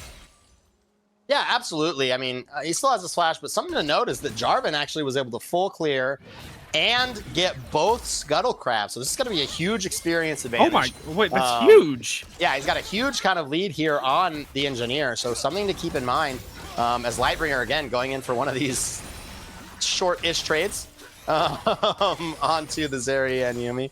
But we'll see what tempo that Jarvan is able to do. And that does mean that he's going to hit 6 at the end of this full clear. He should be hitting level 6, so it'll be interesting to see if he can make use of that faster level 6 timer before the Engineer does. We'll see. We will see, because right now, it always takes a little bit longer, for Ezekiel. I always feel like Engineer, at least in this series, has been the one to make the first move, Ezekiel, I believe, did it once, but it didn't go very well, and nothing happened. So I want to see if Ezekiel, really step up and get something done, especially now with this experience lead you pointed out. It's actually, I didn't even notice that's actually massive that he got both Scuttle Grabs, because it means he's going to hit 6 first. So I want to see him get active. Yeah, we'll have to see what happens. I mean, I think it'll be interesting too, because like this lane swap matters, but like how comfortable is Killbot actually playing into matchups, right? Because like Tomorrow looking very comfortable so far. In this matchup, not really worried about it, has a small CS advantages. Hades already looking to a little bit of fighting, using this level lead he has to dictate the lane a little bit, as he does have about an 11 CS, just shy of 2 wave CS advantage here. And that's kind of just the result of him shoving in the waves under tower. But it looks like, again, the engineer is posturing towards this bot side, so he may be the first one to make the move. We'll see if that trend continues, because he's not 6 yet. Neither is the Jarvan, but he is sitting there. We see Lightbringer walking up, and there goes the Trundle looking to get in. But this time around, Ezekiel's here to return the gank. The counter gank's there, and the put down onto the Trundle means first blood going to Malevolent. I mean, downside Pantheon gets this, but I think if you can like accelerate Pantheon to their first item and then use that to help spread the gold around, I think it's okay. Of course, we are going to see this ultimate on the top side of Sion used to return to lane, get those minions, continue to keep that CS lead. But a big thing here for MVE is like continuing to stack these drags, right? Because like this draft doesn't look great for them. You know, based on the draft, a lot of people would favor Eden Snapdragons here. So, you know, getting these early advantages and kind of helping them bridge you into some of the struggles you'll have is a good strategy so far. So we'll see if they can continue to do that. It's just so funny seeing Sion just run down a lane screaming, because he's just that's just how he is. But that's also another way he gets to save on the teleport. If it, let's just say he takes a bad trade or what have you, does a little classic, you know, Sion thing, and dies. You know, that's I mean that's what he does. He dies. The character dies a lot, and you can teleport back in because he used that onslaught this time, and it's got a relatively short cooldown for an ultimate. I believe it. What is it, like 90 seconds, give or take? Yeah, something like that for level 1. But yeah. I mean, I think like too, if you're Hades here, like all you want to do is like you're hard winning this matchup in your eyes, right? Because like you've got a giant CS lead, you've got plates, and you scale. Like you're gaining all this HP off of the minions that are dying, so you don't really care about these little health advantages that Malphite gets. Especially at this stage, the ultimate coming in from Malphite. I don't quite understand the unstoppable force there. Maybe he's just trying to help with some of the pressure, but like you said, a little wet doodle fight in the top side, not really anything gonna come of it. We're seasoning the seasoning and like flattening. What's the word I'm looking for? Tenderizing the nothing burger. That is this top lane, as these two just kind of beat on each other for no reason, because there's no jungler nearby, and neither jungler is gonna be like, oh yeah, let's kill that Malphite or let's kill that Sion. You're like what? If my jungler said this to me, I'd be like, huh? Like what? Bruh, like I'm up here farming player damage. Like get the hell out of here. Like there is no kill. Oh, what? There is a kill. Solo kill on the top side. I say there is. There's still. Did you let him just charge up the whole axe? Okay, no, yeah, he's just got a big chunk. Yeah, he got a decent chunk. He's gonna flash. He's gonna flash. Oh, he doesn't even have to flash. He just ults and gets the auto proc off. Holy. There you go. We'll see if this Trundle was able to pick him up though, as he's in a little bit of trouble here. You gotta imagine Trundle should be able to take this out. Pillar Ice is good, but the flash is big. Looking for the chase down. The slow is even better. Nice little roar keeps him away. Yeah, great work there. I mean, that's wonderful work here. You see Ezekiel being kind of aggressive here on this backside. He knows that they're on the this Trundle is on this top side, so he'll take advantage and try to get these camps out at the same time. So TP coming in though. This is a big damage coming back onto it as well. Looking for this Pantheon. Lightbringer is going to go down here, use the Blast Cone to slip away, but he falls down. So the Blast Cone won't be used to chase, but in the meantime, this Trundle will get the Void Grubs. Yeah, I don't know. I think you have the ultimate on Kai'Sa. You have, like, if you guys want to play that, that's fine, but I think Lightbringer just like committing a lot of abilities there to do nothing and then have to like flash away, right? So definitely a little bit rough, as the Zeri Ultra Shock Laser going to be hit by a minion, maybe saving Troopsy a little bit. That would have been a good chunk of damage going right on the Troopsy right there. But yeah, I think it's the slow too. Yes, more than likely. Oh, look at this Pantheon now coming on the side here, looking for the stun onto the Zeri, but the Zeri will go over, slide over that wall. But the chase is on from the Kai'Sa. Good damage coming back, but is it enough? The laser beam is there, the exhaust is there, but Pantheon over the top, over the sky, looking for the chase down, does not find anything just yet, because the Rise is here. The Rise will put down one. You will not rise, you will fall. Double kill going to Troop C. Yeah, and you can see them deciding to feed that Yuumi, getting that kill onto the correct person. You know, something that I noticed here is like the Malzahar, while being able to neutralize this lane, like Tomorrow has done a fantastic job of just like clearing the waves, looking to roam, clearing the waves, looking to move.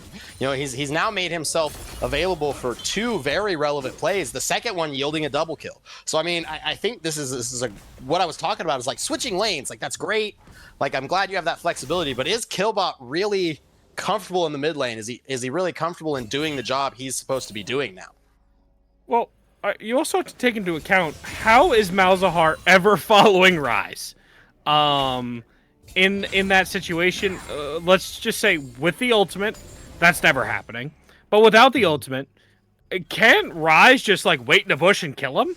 Like, yeah, in theory. I mean, you're not really being run down by the Rise's Malzahar at this stage, especially pre-1 item when you have your own item, Blackfire Torch being cheaper than, of course, Rod of Ages early on.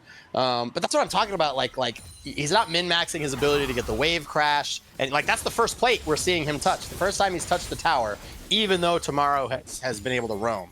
So kind of what I'm referencing is like Tomorrow is finding better angle for these roam timers and kind of understanding when he's able to do things a little bit better than it seems like Killbot is. As we are fighting in the bot side. We are fighting in the bot side. That Yuumi ultimate comes down. The final chapter. The book is closed. Lightbringer goes down, but the unstoppable onslaught tags the Trundle, knocking him up into the sky again. Troopsy on a killing spree now. But the Jarvan looks to put one in the box, but only finds himself in a box, and that box is a coffin.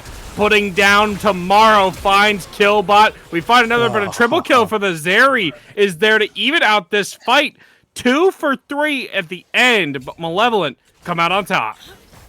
Yeah, I mean, Troopsy able to pick up gold, which is the right person, but the downside is you still gave Major 3 kills on this Zeri as well. And like I said, if Zeri's got a lot of gold and able to be saved by this Yuumi, it's still going to be tough, as we saw even in that fight, for Malevolent to play out these fights. So this is great. You need to keep pressuring your lead. We could see how powerful that Scion was in that fight. But MVE's got to be a little more careful to not give as much away when they make those plays. You're right. They have to be more careful. And I think that's in part because Ezekiel went in too soon. Right? You went in and Zeri was already past that. I think she just hopped the wall. And you're just like, oh, well, and now I'm dead. And it's kind of just, you kind of had to just hold that.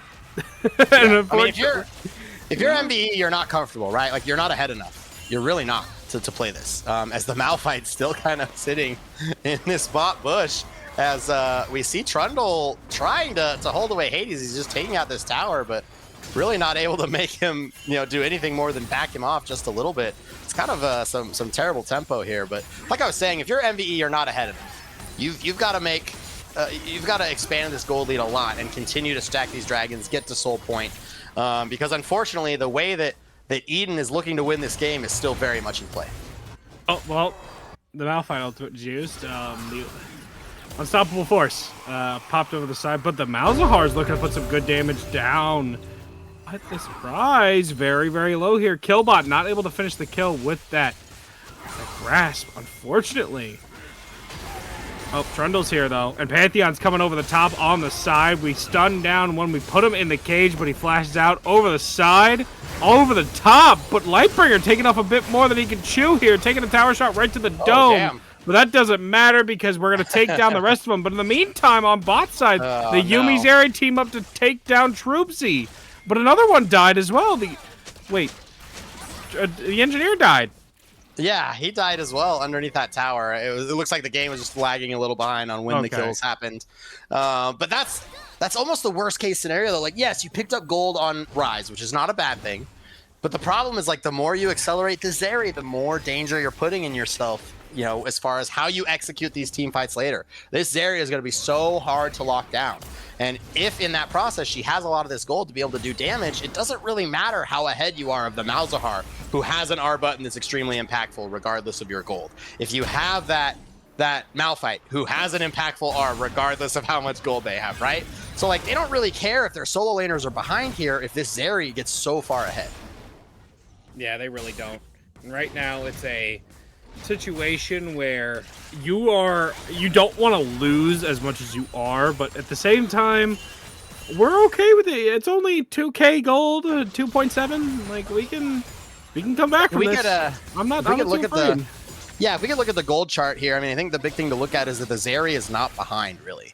Yes. I mean, we'll get a chance to look at the gold here. It's just, I really think these solo laners, their gold leads don't really matter. And especially when we look at this Malphite actually opting for what appears to be a Malignant start. So opting for some of that AP is like another way to kind of help get onto the carries. Is Zeke able to chase Engineer off of this? Oh, Killbot in trouble. Oh, off the mark and rooted down. So much damage flying into him from this rise tomorrow. Putting him back into that tower to make sure he has to reset there. Good damage from this rise. Almost enough to finish up a kill for himself. Yeah, and while that was happening, Zeke able to actually chase the Engineer off of this Herald. Able to stop them from kind of evening out some of these objectives. And then tomorrow using his own, solo pressure to get some tower plates. Oh, at the same time, Hades is going to take the tower on top side, so that'll be another two. That will be 2 towers going down, or well, 1 tower going down and a couple plates going down. So that's even more gold going to go into the pockets of Malevolent as this Rift Herald is pulled. A little posturing between the two, but it looks like this might just be it. Secured by Ezekiel soon. No, the engage is there. We do secure it for Ezekiel, but Ezekiel falls down right after. That final chapter is closing, but the Pantheon lands down. But it looks like he's landed right into all the dismay, all the despair of his boys falling down. Almost a full wipe. The only one there is Tomorrow, and Tomorrow has to run. You don't want to be, you want to be future. You don't want to be past tense, because the boys are on the chase. Doesn't look like they find anything. Tomorrow will be out. This is one of those things where, like, you don't have an angle on Zeri. You don't have a way to get to her. Like, you're not being proactive on the fight, right? You're being engaged into, and, like, the Herald's not that important. Like, we got the Herald. Congrats. We gave away our gold lead, and Zeri is absolutely a monster now. Great work. I hope the Herald was worth it, because it wasn't. Great job. Great job. Great job, guys. What have we been saying in the series? Don't die, idiot. Like, there you go. Yep. That's all you guys had to do was not just die to the Zeri a bunch early on. And we have, unfortunately, done that anyway. Yeah, don't die, idiot. And unfortunately, we've died, idiot. It is a rough spot now because you've kind of handed over the whole lead you've had, and it'd be like, oh, my fault, man. Zeri is almost 3 items at 20 minutes into the game. Yeah, that's like catastrophic. That is not what I would want to deal with at this stage. And like I said, with Malphite building a little bit of AP, I mean, you have a winning side lane here with Tomorrow, so you want to try to take advantage of that, but unfortunately, like, you just don't have the pressure on the rest of the map, as this tower likely to go down. Well, Tomorrow seems to be wise to the army that's waiting him in the jungle, so they're going to reset. The Rift Herald will be popped on this top side, so it will be used to take that turret right there. Locking it down. It looks like they're going to go for that Nexus turret as well. In the meantime, while this Drake is being taken. It's like the Malphite will try to slow it down, but it's not going to be enough in time because Scion's hopping in. Going to tag into that Nexus, or that inhibitor turret, while the Drake is taken towards bot side. Yeah, I mean, one silver lining, like, the Scion is hard winning into this Malphite. He's getting towers. He's getting pressure. It's just, like, the realistic opportunity of Ion split pushing and ending this game is just so low that like, yes, you have to get gold on the map somewhere. I understand that, but, like, we've got to find a way to catch Major out of position with Troopsy isolated so we can get the full stack of, like, Ithacan Rain and try to get damage and burst him down that way, because if this Zeri could survive our initial onslaught, I mean, she's just going to kite out the entire team, as we see something happen here. Well, it looks like kiting out the entire team is not even going to be necessary just yet. Scion does get blocked by the Engineer, but Engineer will fall down because Troopsy's here putting in the numbers. The channel is there from the Malzahar to make sure another one falls down. In the meantime, the Malphite tags Ezekiel. Scion trying to put some damage down, trying to live long enough, but it looks like the Zeri is running away with it, skating towards the Scion. Scion on the run, but Scion can only buy so much time. Slowed down and put down very, very soon. Oh, good try. Very good try. Now they're going to take their crack at this Baron, and again, just Zeri is so far ahead that this is not an unrealistic option. Yeah. 10, 2, and 2 on this Zeri. Has 2 items, about to finish a third soon, especially after this Baron is put in their pocket. But it looks like a counter engagement coming out here from this Kai'Sa and this Rise. Trying to make it not so easy. I mean, you definitely could try, but now the Rise being put in a corner because of that ice pillar. But the damage is good from the Kai'Sa in return, but the exhaust is burn. Turn around, keep him silenced, keep him locked down, put him down. Major takes it, but Ezekiel comes back in and locks him in place, puts him down. Troopsy getting Engineer for himself. Chase on the Malzahar is there, and he will fall down. Followed up by another one. Triple kill for Troopsy, taking out the Yuumi, and now the turnaround. Suddenly we're here again. Back towards the Baron. Can we take it? Yeah, I mean, unfortunately, Eden Snapdragon is just looking to take too much at once and out execute. You know, they don't have summoner spells left on Major, and they're able to take him out here. That's Baron. I mean, this is a big swing. This gives MBE a still chance into this game. That's a way back in if I've ever seen one. The door opened right back up here. Come take a drive. Oh, Unstoppable Force was avoided. So the Pantheon will live for now, and Scion's here just floating, making sure nothing will go wrong for his boy. Yeah, I mean, the goal here is, can we apply good enough pressure with Baron without taking a loss, right? Without losing some forced team fight, without, you know, something like that. The upside is, like, you were winning in the side lane with Rise into Malzahar. Now you have Baron. Okay, that's great. You were winning in the side lane with Scion against Malphite. Now you have Baron. That's great too, right? I think that's where you want to focus here. But the trick is, if we're doing this, are Troopsy, Lightbringer, and Zeke able to absorb enough pressure without dying to allow their side laners to actually push? Let's see if we are going to allow them to push in time. Look at this. Look at how we are posturing here. We have Malphite on the top side to slow the Scion down.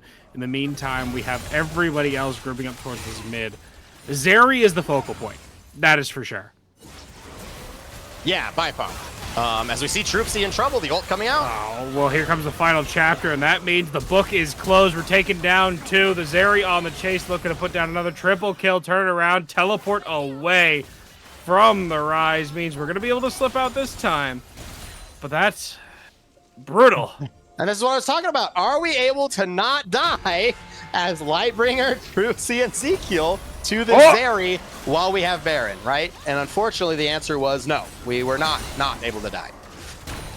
We didn't live. We are no longer living. We are now past tense.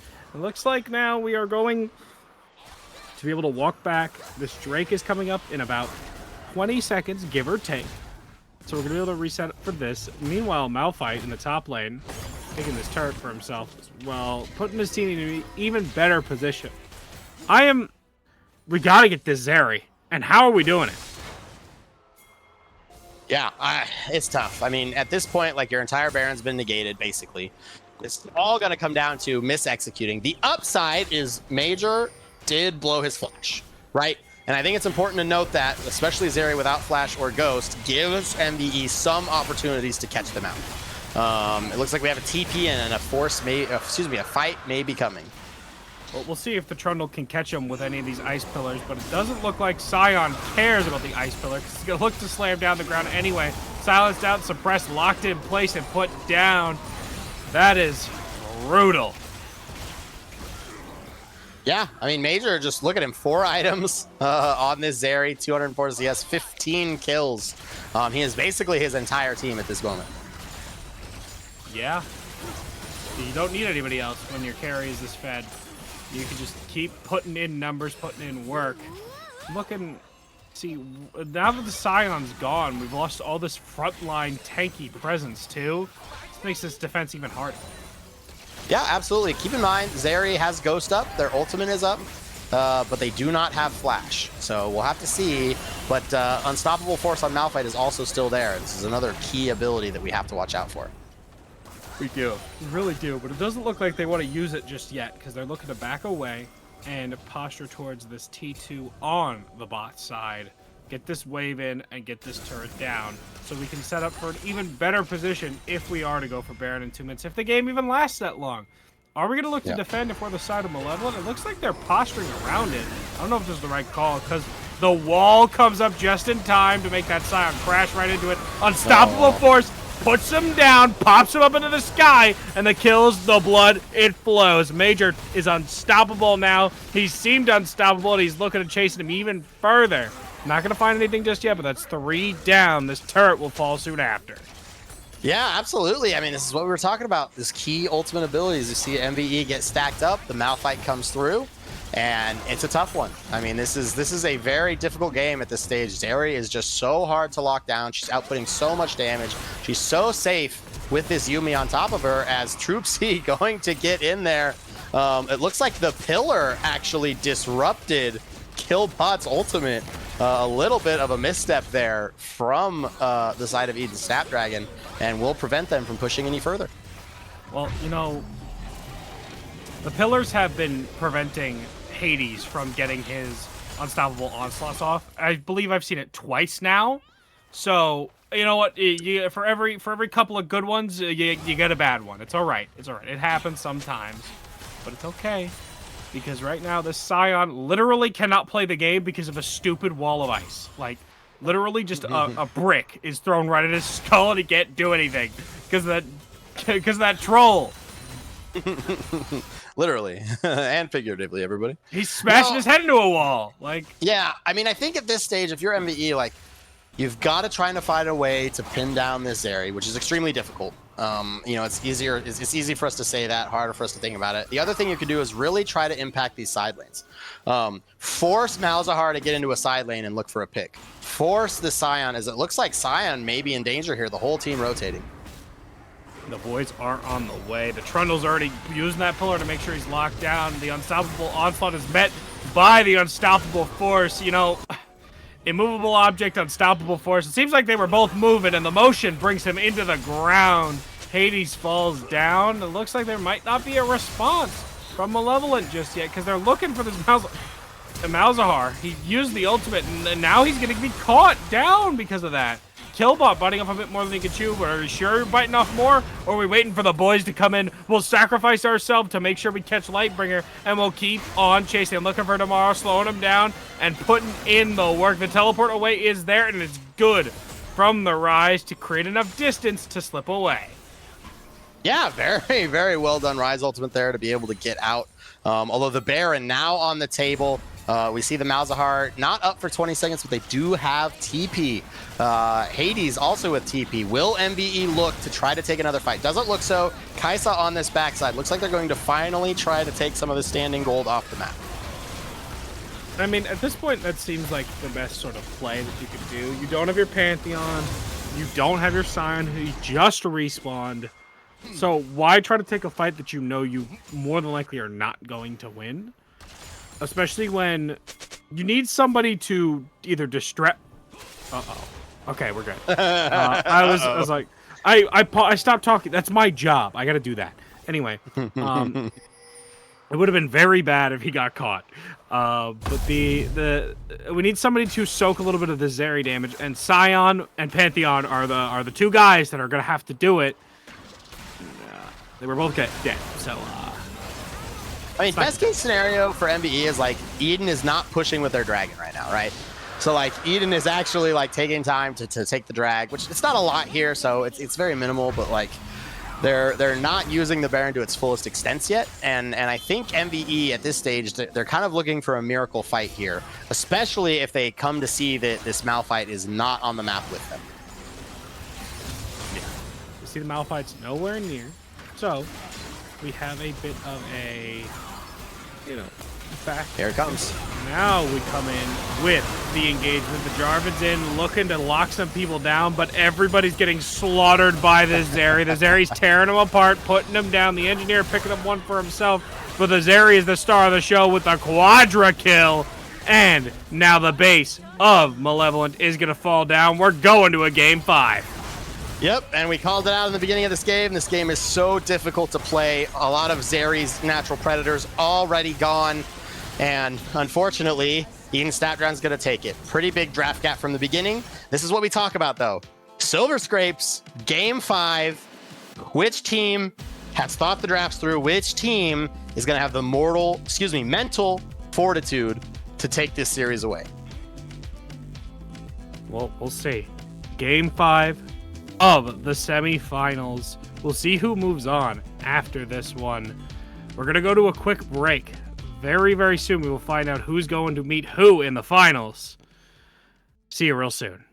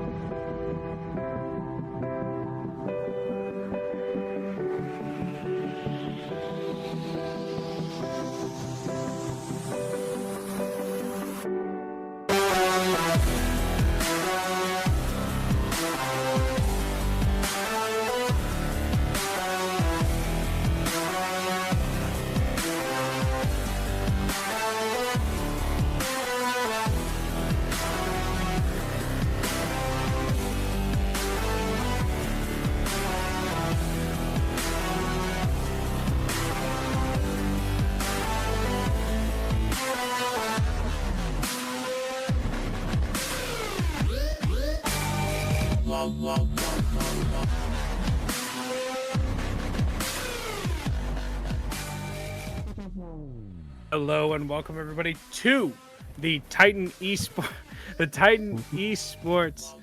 Berserker League. I'm NavG, joined by Phoenix here for the final game tonight. Eden Snapdragons versus Malevolent Esports. And that last game was another kind of repeat of game one. Yeah, I mean, we called it out in draft. Zeri, very, very difficult to deal with. That's it. We don't need to say any more. I mean, Eden Major switched on, had an incredible performance on the Zeri. Just like we called it in draft, they weren't ever really able to lock him down. You know, even as they were trying to get things done, Zeri was picking up kills. And we've got to see a better draft from the side of MVE for this game. Yeah, it's got to be a little bit better. A little bit more concise and less... how do I put this? More able to lock down somebody and keep them there so that they can actually finish up the kill on the one person they need to, you know? Looks like the bans are going to...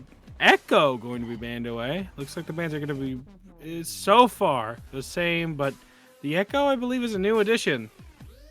Yeah, we'll have to see. No, Echo's been familiar. I think they've been Echo and Sivir pretty commonly. Viego, Twitch, Diana's the other one. Vigar is going to be a newer ban. Jinx was the other one that I was thinking of. Yeah, Jinx they've banned a lot. Eden's has also banned Jinx, although usually on the red side themselves. Ooh, they banned Gwen. That leaves Diana open. You could see Eden's going for a B1 Diana as a takeaway for themselves if they're not going to ban it. You have to see Annie being banned. So really it looks like they're taking out, I mean, good carry threats. It'll be interesting to see where they're pivoting with their draft with the banning of Lulu and Vigar. Do they have a key carry they want to keep alive? Is there some mid matchup that we're not familiar with and tomorrow's really trying to exploit? But we do see the Diana B1 coming out from the side of Eden Snapdragons, really trying to take advantage of a pretty powerful pick in the meta right now. As Troopsy Yunara coming out, I'll let you talk about this for a second. I'm going to look up some stats for you guys real quick on this tomorrow Yunara. Let's get it up here. It's being paired with the Lulu, which enables it to the Troopsy Yunara to do even more. The Tomorrow Yunara would be... Sorry, that's what I meant. Thank you. But the Troopsy Yunara would be something that's even enabled more. But the Sivir does get picked up. The Diana and Sivir, which have been banned this entire set, mind you, are both going to Eden right now. So, wow. Scary. And then finishing off with the Renata Glask, which is interesting to pair off, to say the least. What is the Renata providing for the Sivir in the bot lane? Yeah, I mean, it's really just like counter engage. It may be what's left on comfort. But I do want to bring some attention. So Troopsy's Yunara, he's currently averaging 9.23 CS a minute and has a 6.5 average KDA, and he's 4-1 on it on the season. So this is a pretty big pick. It's definitely high comfort. And it's his most played champion in the league this season. So, okay. Definitely saying, you know what? We're going to give you comfort. We're going to give you an enchanter to pair along with it. Win us the game. The way to victory, Win us the game, please. And Betsa's pretty much the bottom of the barrel for Zeke's champ pool. Still a very powerful pick. When I say bottom, I mean it's like kind of like it, like not much else left to play except some standard it's stuff. Gonna be Mbessa jungle. Mbessa jungle, yes. I think that's where we're seeing a lot of her now. Although it can be a good blind pick. In theory, Hades could play this, but tends not to be his favorite. So we'll see if that happens. Does look like an Aurora, probably going mid. We have seen it go top a couple of times, but not as common. And we'll kind of have to see what they go. But Galio, so that actually does look like an Aurora mid, an Aurora top. Excuse me. That does give you a triple AP top side, though. It actually gives you an extremely AP heavy team on the side of Eden's, with Sivir being your only backup and the Gnar coming out. It's Aurora mid. Aurora mid, Galio top. How does that make you feel? You seem very... I think that's great. I'm great. I'm ready. Let's go. Gnar should run this Galio down the lane. I think this is fine. I think I'm absolutely. Oh, you're I'm excited great about with this because you're Yeah. happy that Gnar has a favorable matchup. Yeah, I don't know why you could. I don't know how you put Galio top here. Maybe I'm uninformed. Our great top laners in the community. You can blow me up in chat here. I don't see how this is where you want to send Galio. So if Hades I gets like it. absolutely battered here, it's a skill issue then. Yeah. I mean, as long as he's not listening to me when I say that right Hey, this second, hey! yes. You don't have to confirm yes. or deny. You don't have to confirm or deny, man. I'm the one who's saying it, so you can make me the villain. But Gotcha. now you've incriminated I'll be yourself. the villain. It's fine. So Yeah, you've it's okay. incriminated yourself now. So like it's over. It's whatever.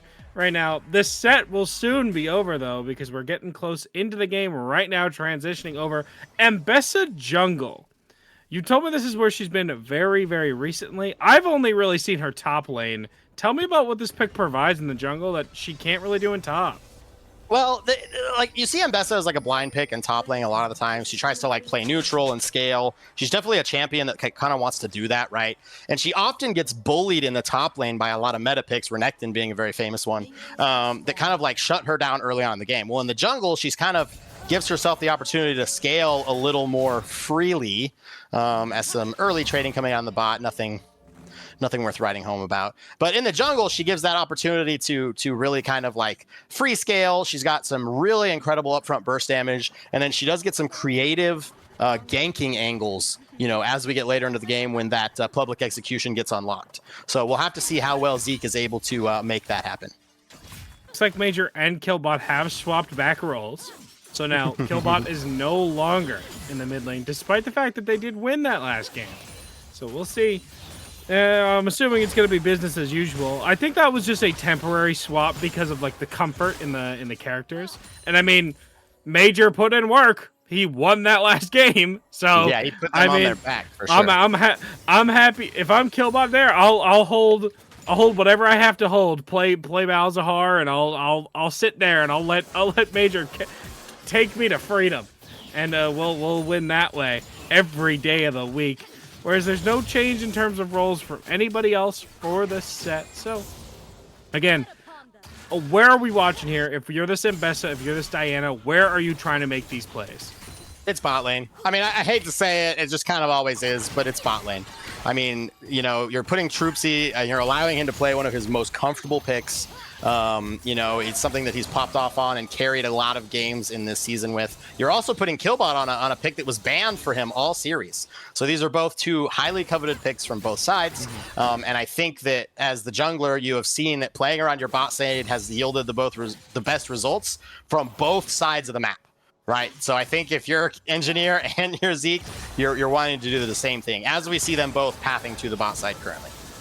Well, we also mentioned tomorrow in that last game how he was just having more impact on rotations. Unfortunately, didn't amount to much, and like the game state overall. But this time on the Talia can have a similar effect to the Rise in that she can rotate a lot quicker than this Aurora can. So maybe we'll see if tomorrow can get a bit more active on the map with this ultimate, with the, I think it's Weaver's Wall. I have a sheet. I have a cheat sheet. Weaver's Wall. Weaver's Wall. I knew it. I knew it. I doubted myself. I should trust myself. I literally have a cheat sheet I can open up on my other monitor. And I'm just like, oh, let me just troll myself. Let me just grieve. Whatever. Anyway, that's a... I'm hoping they get some rotations, get a bit more active, especially because we're so bot lane focused.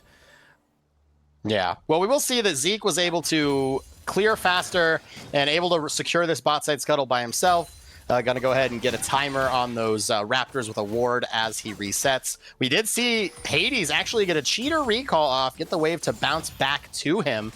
So he was able to pick up some boots and a control ward on that recall ahead of here. Of course, both mid laners training about even, both with no mana, as not a lot expected to happen here as they both look to take that first reset of the game. What I will note is with this jungle tempo is that Zeke was able to get a better back because he was able to kill that scuttle on tempo, and he's now clearing his level 2 camps slightly ahead of the Engineer. So we will see if he's able to take advantage of this and hit that level 6 spike sooner and then make an impact, because it's really what it's going to come down to. Yeah, let's hope. Let's hope that he can do that, because right now, we saw him in that. What was it? Was it the last game that he got both Scuttle Crabs? Yes, Zeke did and on the Jarvan. That's correct. Yeah, and then he didn't really. He had to wait for the engage to happen by the engineer for him to get that, return on something. But this, I don't know. Is Diana really going to be the one to be the first one to gank over the Mbessa, or is the Mbessa going to get active first? I mean, we'll have to see what the angles look like, but they both have the ability to do so. I would argue Diana has a little bit easier time ganking early on, but it's close. I mean, I don't think it's anything crazy to exploit at this time. All right. I mean, I figured that the Mbessa would have an easier time just because of the CC that's in her kit. Granted, Diana has no CC in her kit, except her ultimate. I'm confusing her and Cassante then, I guess, because I thought she had a push. Nope, that is Cassante. Yep. Oh, well, yeah, it looks like both junglers have no CC outside of their ultimates. And then, of course, Diana's CC is a pull, right? As Isodak actually taking advantage and playing this fairly well, although Meganar, always something that people don't. The ultimate coming through! Oh, the flash away. Hades trying to make something happen. This is what I'm talking about. Like, look at the CS difference. Can we talk about this for a second? Look at the lead that Hades has created for himself in isolation! And that's first blood from the side of MVE. Hades making this top side his. And this is what I'm talking about. How do you pair the Galio into Gnar? I don't get it. I don't understand. Rock! Like, he just got fucking nailed. Oh no, man, he just got nailed. Oh no, he got cooked by the rock. That was a lot of damage. I wasn't really expecting that to kill, and it crushed. He just got absolutely nailed by that rock, unfortunately. And Hades just cooked him. Really rough. It looks like on the bottom side there's some good poke going back and forth on these two. Specifically going into Troopsy. So he's going to have to force a reset there. And, I mean, now that you've mentioned it, this Galio, it gets worse, right? It doesn't get better? No, it definitely does not get better. Especially if you're going into this tank build, which we assume we are. Although Sunfire, if that's what he's going for, traditionally not a great pick. Although Cosmic Radiance, or excuse me, Hollowed Radiance, I apologize. Also not a good pick into this MBE team comp. So it'll be curious to see what he actually drafts. But I just don't understand. We also see, if you can look, he has not used any of his pots yet. And he died with both pots in his inventory. Definitely, saving those for next game, I guess. Oh my goodness. Definitely a struggle. Listen, I will say MVE... He just needs a drink, a little drink. Yeah, he's gonna save it. But MVE's bot side in a little bit of a pickle. That wave is looks a little frozen on them, but it does look like they're gonna take advantage and start up that Drake on the bot side.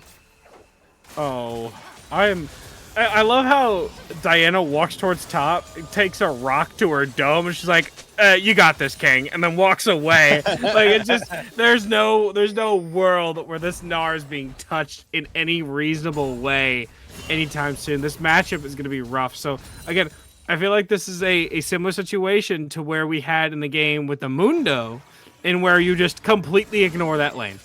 Yeah, and it'll be interesting because it looks like, if you look like Gnar, it looks like they're building maybe Wit's End first item into the double AP topside that they're on.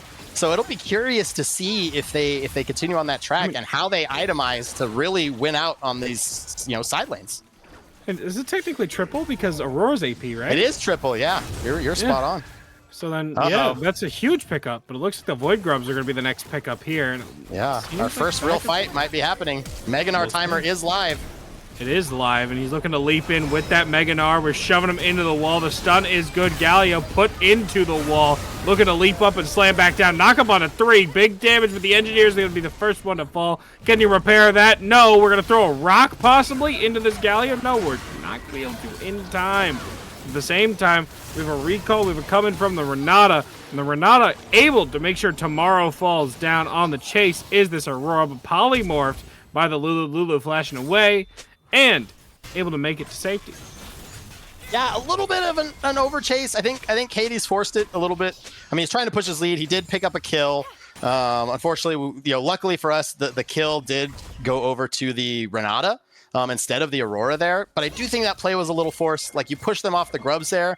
Like, you can hold your Mega Gnar long enough that you could, like, take the grubs or force something there. But ultimately, still a net positive play. So we'll see what the engineer looks like he's trying to do. And in the end of the day, it doesn't seem like much. Uh-oh. Here it is. Uh-oh. We'll see if we can get the turnaround, but the Gnar is here. Mega Gnar is here, but the jump is not good, which means the shutdown is there. Yeah, no respect. I mean, Hades didn't have to be there. I'm not gonna, he can't hear me, so I'll tell him, but he didn't have to be there. They got to play cleaner than that. I know it's game 5. I know nerves are on the line, but they've got to clean that up a little bit. You can't be giving that stuff away for free. Yeah, you cannot be doing that. That's rough. Really rough. And the Void Grub's now going to the Diana. And this Gnar, now with the Wit's End, will be much harder to kill. But we'll see if that overzealousness will continue. And the Gnar falls down again. If that continues. We'll see. The bot lane, despite the fact that we want it to be played around, has been surprisingly quiet. Yep, both AD carries just kind of scaling, waiting for their time to jump into a team fight. Yeah, we'll see what happens. If we get a chance to look at the gold here, I mean, you got to think that any attempt at the gold is evened out right after that shutdown going up. But the gold lead here, especially with Wit's End first item already being bought on the side of MVE for Hades, is he's got to still be maintaining a pretty good gold lead. It does look, however, like the Galio is going Sunfire's Cape first item. So pretty unfavored item in the community as far as tank items for Galio to go, especially early on. What exactly does it give him that he wants it so badly?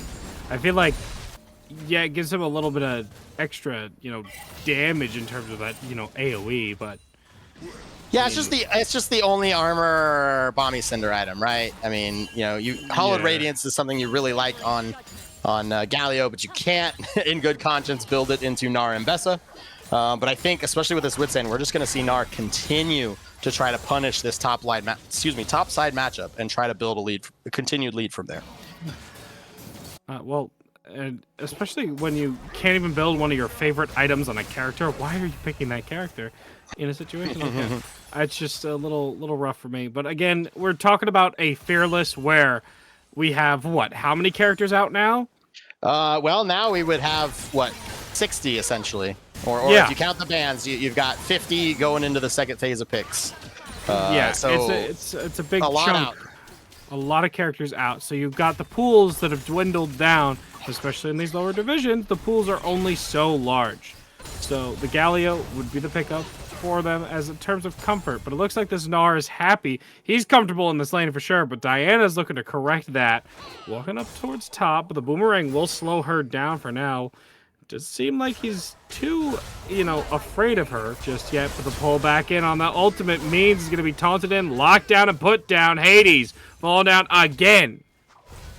Yeah, I mean, the silver lining is the Drake is spawning, right? So this should give MVE first digs on this Drake. Should be pretty easy of a take here, especially with the mid prio that they have. But yeah, Hades just not respecting the fact that this is kind of like how Galio wants to play, right? Like they want to bring their jungle in. They want to make those things happen and use that CC to help facilitate the jungler, and they're just not giving it respect. As it looks like Eden's may be looking to contest, not necessarily willing to give this Drake up so freely. Well, we'll see exactly, because we land back down, we secure the Drake if we are Ezekiel. The chase is on, and Bessa's on the way out, trying to be at least, because of all this damage coming her way. But the dashes are good, and the leap away is better. Lulu having to use that Hugify to slip away. Yeah, I mean, a big thing to note here is that the Galio actually went bot. This was a 5v4 heist, or a 4v5 heist, that Malevolent was able to pull off. And, it looks like the knockback not quite able to connect, but Gnar able to get some more tower plates on the top side because of it. Ooh, Yunara actually using the ultimate there and not able to get anything out of it. Rough. Really rough right there. But there's some decent damage going away on top of the Yunara. The Gnar jumping in now, putting some damage into this Galio, but the Galio seems to be tanking it pretty well now. seems to be happy to be, all right, well, you can burn those, and I'll walk away for now. Don't want to tank too much, though. Yeah, I mean, they have tabbies and an armor item, right? So they're not super under threat, unless they just kind of get, like, ran down, right? And just, like, repeated autoed with that 3 auto passive that Gnar has. But otherwise, not too threatening, like you said. But the question is are we going to be able to continue to slow down this Diana? You know, the silver lining is, you know, if we look, Galio actually got both gank kills. So, like, you know, that's really kind of like a best case scenario. Are we going to see a force here? It does not look like it, but that is just more damage, as we still have about a 40 CS lead on the top side. Jungle has about a 20 CS lead. ADC looks like the only CS lead that Eden's has currently. But the gold lead just about even. Even up on both sides here. Literally 100 gold, possibly, between the two of them. So you got a minion here and there. Not much more than that. I'm curious to see exactly how we develop this now, because this Gnar was supposed to have, you know, because of the way we were discussing it, the Gnar was supposed to have more. You know, more of a lead, more of a dominant, you know, place in the lane. Not to say that he doesn't have a dominant spot. He's at least 30. He's like 35 CS up. Look at his bot side, though. A little bit of an engage between the two. Good damage on the Aurora. Up. Here comes public execution, but it's not enough. So, Major slips away. Yeah, I mean, the big thing to think is it took the flash, right? I mean, I think that's a big thing to note there, the flash being taken away. But you're right, like, for as much as we've gotten topside, those ganks giving it away, and of course, Sivir being able to push the Yunara in, especially early on in the game, Sivir has been able to amass a decent amount of tower plates. You know, if we get a chance to tab over and look at the individual gold charts, I mean, I think we'll see that, yeah, it looks like, you know, about 4 plates worth, three plates to 4 plates worth of gold up in this Sivir.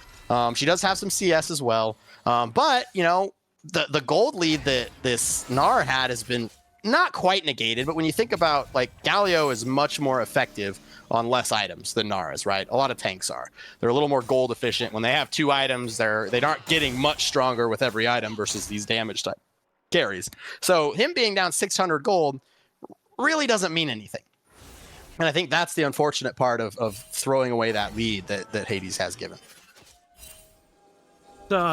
You know, only a little bit of a difference when it comes to those tanky types, right? Because you've got your, like, couple of cores, and then you're happy with that. The rest of it is just gravy, you know, the gravy on top of that of the pieces of meat that are your tanky stats. So, but the Gnar is, like you said, more reliable on relying on those items. You see that sheen picked up now, and building into what I assume was, oh, well, scratch that thought, because we're going in on the bot side now, looking for Troopsy, and Troopsy's going to get shredded down and put down. Killbot teaming up with the boys on Eden to clean up the kill, but on the chase on this Lulu, looking for Lightbringer. We'll root him out, looking to put some more damage down. Is it enough just yet? No, but they won't continue the chase. Yeah, it looks like they're fighting in this top side as well against Diana, kind of fighting over this as Tomorrow joins the fray? Question mark? Maybe not quite the Weaver's Wall that you wanted, and we've got to be careful as a lot of low health bars here. As Gnar coming in, the flash coming out. Ooh. Excellent flash this is tight. by the Diana. Very right now. And you see this Lulu getting caught. Walking, the pathing there was unfortunate from the Lulu. Lightbringer getting caught there. You can say bad, it's okay. Back. It's, yeah, I could. It's game 5, you can say bad, it's okay. It was rough. It was really rough. Yeah. I mean, really rough. Yeah, maybe some fatigue setting in or something, but MBE kind of giving some things away right now that they don't need to be giving away. Greeting on that bot tower, like, forcing the objective there, like, they're forcing a lot of stuff that they don't need to force. You know, we could have easily been banging down mid tower instead, right? And now that's another drag and a, what is it, 2.5K gold lead in the favor of Eden Snapdragon. 2.5K lead indeed. And Eden, despite the deficit on the top side, they're able to kind of just capitalize on Hades' over-aggression, overzealousness, and the bot lane has been relatively untouched. I mean, we've gotten 2 deaths on the side or one each on the side of Malevolent, and then the kills on the side of Eden. But other than that, it's been relatively untouched, despite the fact of how important it's going to be in the set. So I want to see, I think you and I could both agree on this, but I want to see this Diana and this Mbessa get down there and do some stuff. Well, now it's get there in mid because they're all in mid, but you get my point.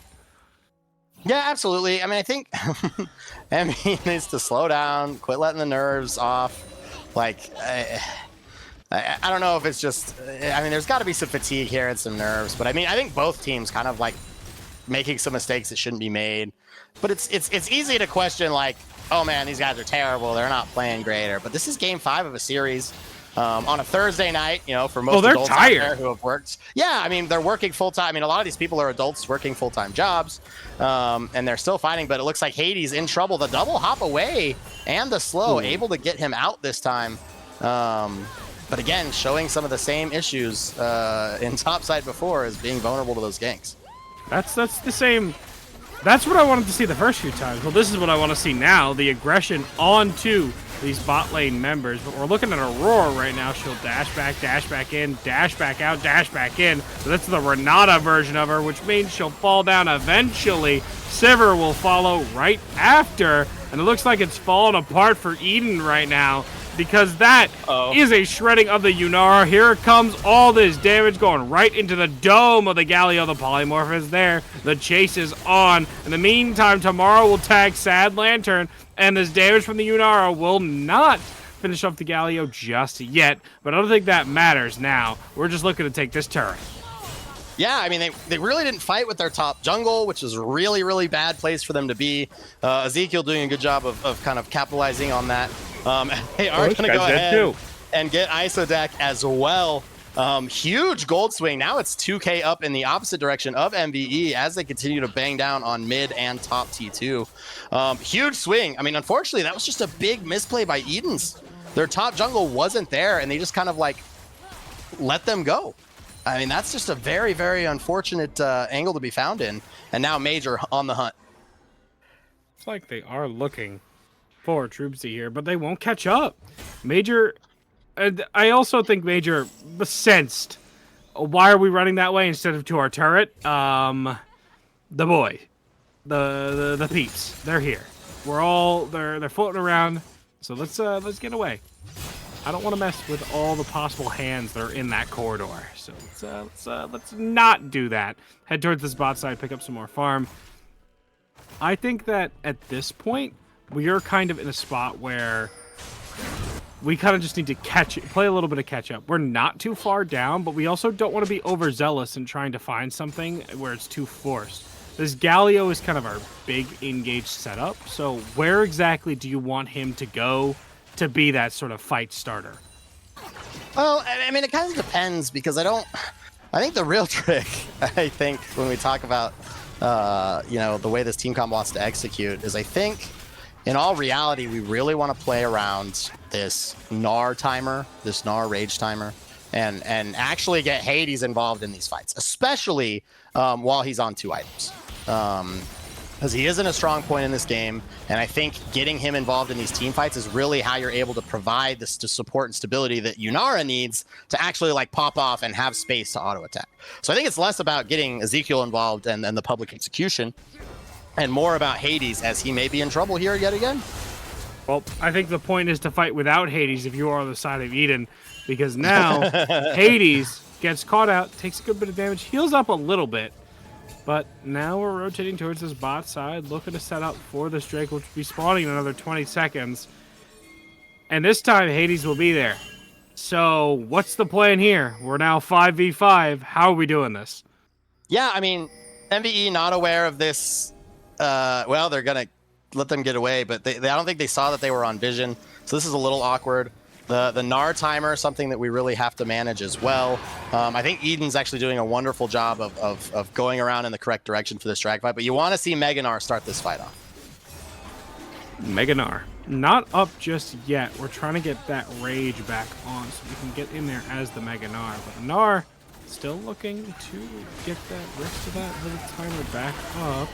Doesn't find it just yet, but the damage is there. The Renata ultimate tags one. We do secure it if we are the Diana. So the chase is on. We're looking for this Gnar. We wanted Mega Gnar to get in there to start the fight, but unfortunately his end will be at the start of the fight because now we're in. Galio putting some good numbers into the backside, though the Talia is trying to slip away. Troopsy turns it around on one, looking to put down another. Sivir will finish off the Mbessa, but at the same time, Tomorrow will put down another. Aurora follows it up, but it's a complete wipe. Triple kill for the Sivir. Ace for the side of Eden. Yeah, I mean, very well played by Eden. Unfortunately, that Gnar ultimate, not really the impact that we need it to be or that we wanted it to be. And that really kind of, bringing Eden right back to the forefront of this fight. Even gold lead, even 2 drags apiece. Really start watching for key summoner spells. This Baron is now spawning. So, I mean, I think at this stage, you're really going to come down to execution. This is what it's about. This is game 5 of a series late at night in semifinals to go to grand finals. And this is it. It's going to come down to the execution. Both team comps have their merits, and really it's tough to speculate, but it's just who's going to execute better tonight. Stamina is going to be very, very important here because we're about 5 minutes before midnight EST right now, and some people, like we said, most of us are adults here. Most of us have full-time jobs, and we'll see exactly how that affects our gameplay here. This is for the semifinals right now. See who moves on to finals as the boys set up around. Boys on both sides, Eden and Malevolent, set up for this Baron fight potentially. But it looks like right now we're just setting ourselves up, getting some more farm, getting some more money in our pockets. It's getting, back to a neutral state. Yep. I think, neither team, there's got to be nerves, right? Think about it. Both teams, nobody wants to be the ones to start something and make a mistake. I would be surprised to see either team start the Baron without a pick or some crazy cross map, advantage given away prior to this. But we'll have to see what they decide to do. Look at it. That's a good knockback by the Talia here. Talia throwing some damage back down because Mbessa's local. Mbessa looking to catch up. Can we get the public execution? We do. We tag her on the side. Perfectly hit, which means she's locked down, put down. Major falls, which means the pick we wanted is there. Absolutely. That was huge. This is a great pick. Definitely the type of thing you want to find, especially the type of thing you want from a morale standpoint and everything standpoint. And I think this is great. Aimed, by the way. That was a max range too. Like, we're still here. We're awake. Like, yep. Good morning. Maintaining that gold. Yeah, maintaining that gold. This is how it goes though. Look how perfect the scenario is. 2 Drakes apiece, 10 and 10 in kills, even in gold.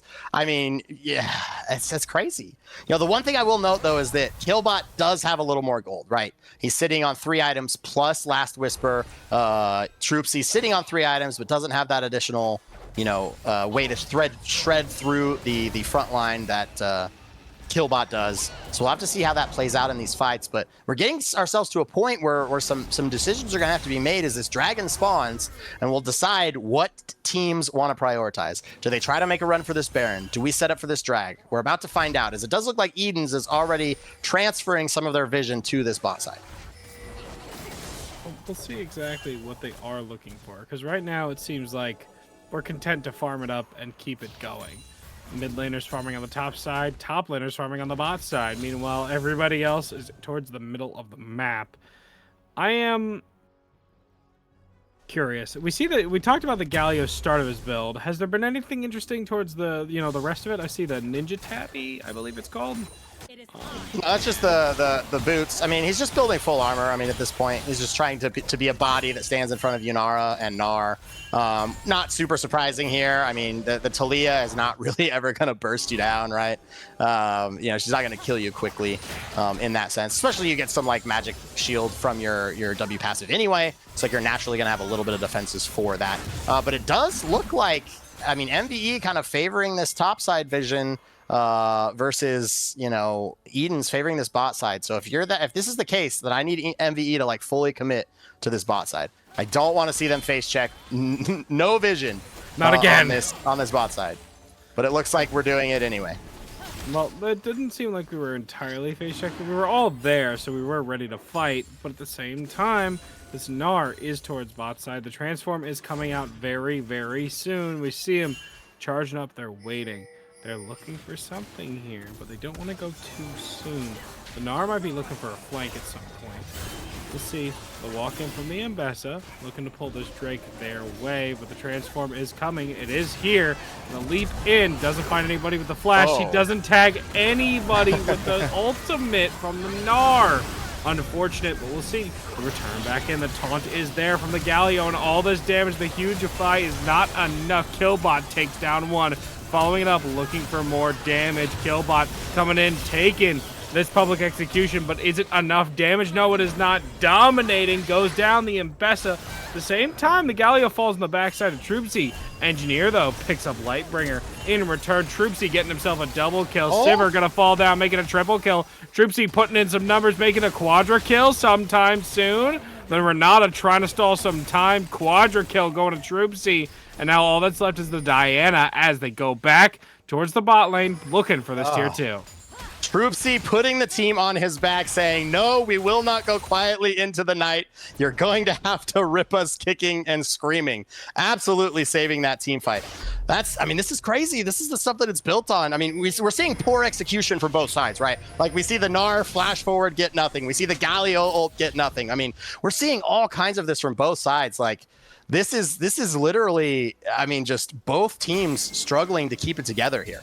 I mean, both trying to, so you could see the nerves are coming in. You could see them, you know, both teams wanting to be proactive, not wanting to be the ones that get caught off guard and engaged in on. And I mean, this is what it's about for league comp players right here. Well, the big people who aren't being caught off guard like that, I think, are both the ADCs, both doing exactly what they need to do, and that is pumping out the numbers. And that is, in those fights, both of them did absolute work, which meant nothing could be done on the map, really. Granted, it went more in the favor of Malevolent, but regardless, Sivir killing 3 made it impossible for them to push any further. Yeah, I mean, you know, the upside of that quadra kill is that Ooh, Renata looking to get the Berserk on a 1. And Bessa literally just took a quarter out of the Talia's health bar. That was a lot of damage, but the ultimate from the Mbessa was used. And the Sivir. Yeah, we'll have to see. Hades still taking a big chunk of damage from the Aurora on the bot side. The level advantage not really meaning, a whole lot at this stage, but we do see them still posturing for this top side. I don't want to see us overforce for this crab. It's okay. It's okay. Oh, is it okay? Because Ezekiel doesn't look too okay. The Galio coming to land down and look for more, but Lightbringer falls down right after Talia putting up the wall. But in the meantime, that separates the fight, and Gnar's all alone for a little bit longer before everybody else comes around the corner. It's like the fight looks to be stagnated now. A little bit of a zoning tool from the Talia, trying to keep her teammates safe. Yeah, it looks like they're going to go ahead and start this Baron off. So we're really going to have to see how Malevolent decides to contest this. Because as much as I hate to say it, I don't know that you can give it away for free. But Troops has no flash. Oh, if you can back him off, you've won. If you can back him off, you've won. Yes. Do we see them overforce? The Baron gains back its HP. It's okay to get out. I love this. This is great. You give yourself your time for your support to bail. Eden's recognizes that they can't continue this. It's too much risk. They've already used too many abilities in that pick set. So, I mean, great play from Malevolent. Don't overforce there. Just use your pressure. Get them off the Baron. Make them nervous, right? This is what we're talking about. This is game 5 of a semifinal series at midnight. I mean, the nerves are coming into play, and they played on that right there. Are coming into play. And right now, you don't want to bite off more than you can chew, because if you do, you're going to choke. And you don't want to choke right now. This is where it matters. This is where it matters. The semifinals. You're about to make it big, go into the finals, and show you've got the stuff. But again, too big a bite means too much. So now we have them sitting back up. Both Malevolent and Eden going back around to posture where they want to go. Looks like the red buff going over to Sivir and the Diana, as per what is expected. It's back over posturing. Look at this wraparound, though, from Malevolent. Yeah, we'll have to see. Key flashes are about to be up shortly, so it'll be interesting to see, if we wait for those or if we're trying to play off the timers before, as they are going to get picked up a little bit, but nothing crazy happening here. Galio moving up from the bot side as well. Big thing to pay attention to. See that chunk Sivir took out, or Sivir took out of the Gnar? Ooh, that's gross. That is a 5-item Sivir, everybody. Yeah, that's some big nubbies right there. Some big fat nubbies. Looks like. But again, we're getting into a position where Drag's up in a minute and a half. So some choices are going to have to be made if we don't go to this bear, and now it's at Soul Point. And now since you're on Soul Point, Malevolent has somewhat of an edge where it's like, as on the side of Eden's, you don't want to give away either. Like, the Soul is very, very bad when you think about combat and the burst damage that you're going to have from things like Diana and Aurora. But also the pressure that they can get on the map from Baron is definitely not something you want to give up. So we'll see if Malevolent is able to leverage that. Oh, that's going to be a lot of damage on Sad Lantern.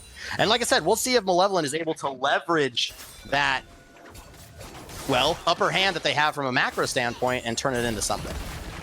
Let's see. Because right now we do push, Eden does push it, this top turret down and take it out relatively easily. We see this Galio floating bot side right now, looking to clear out some waves, get some farm for himself.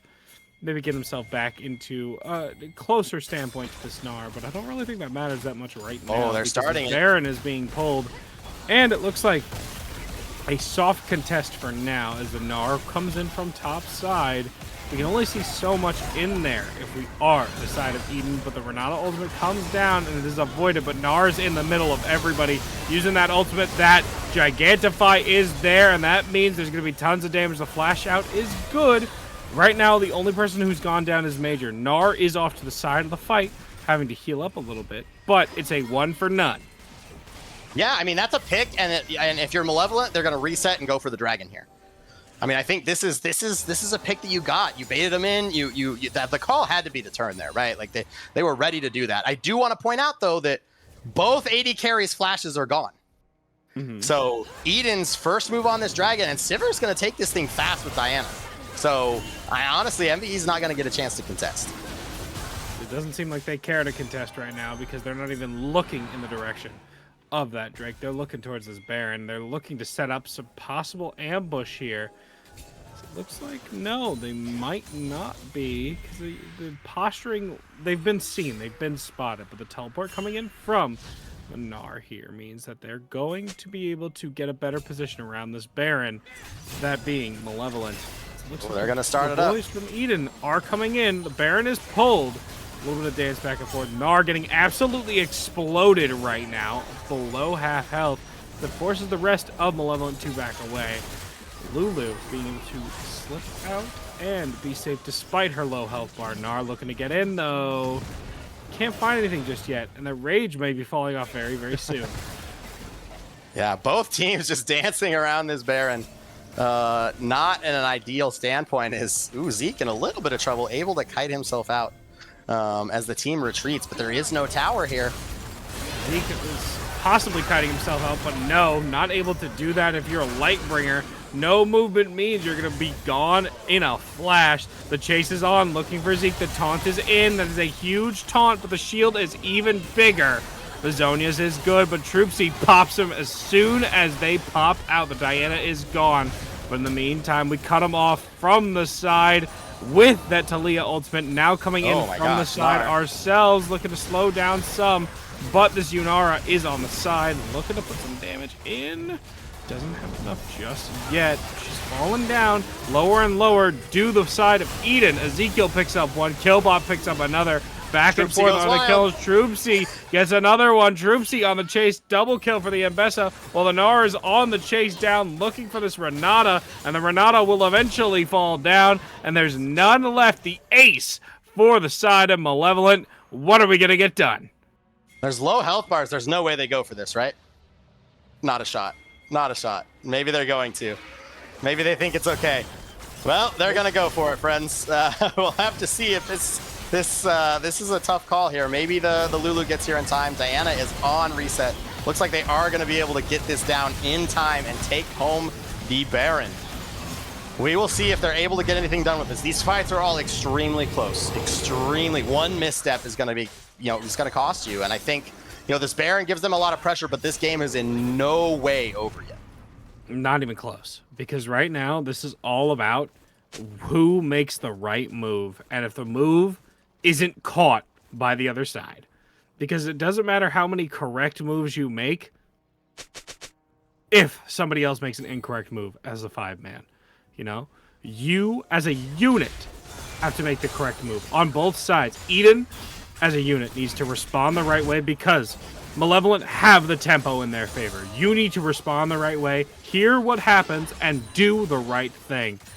It's a back and forth, a lockdown for sure. See, they're dancing now. We'll see exactly what happens.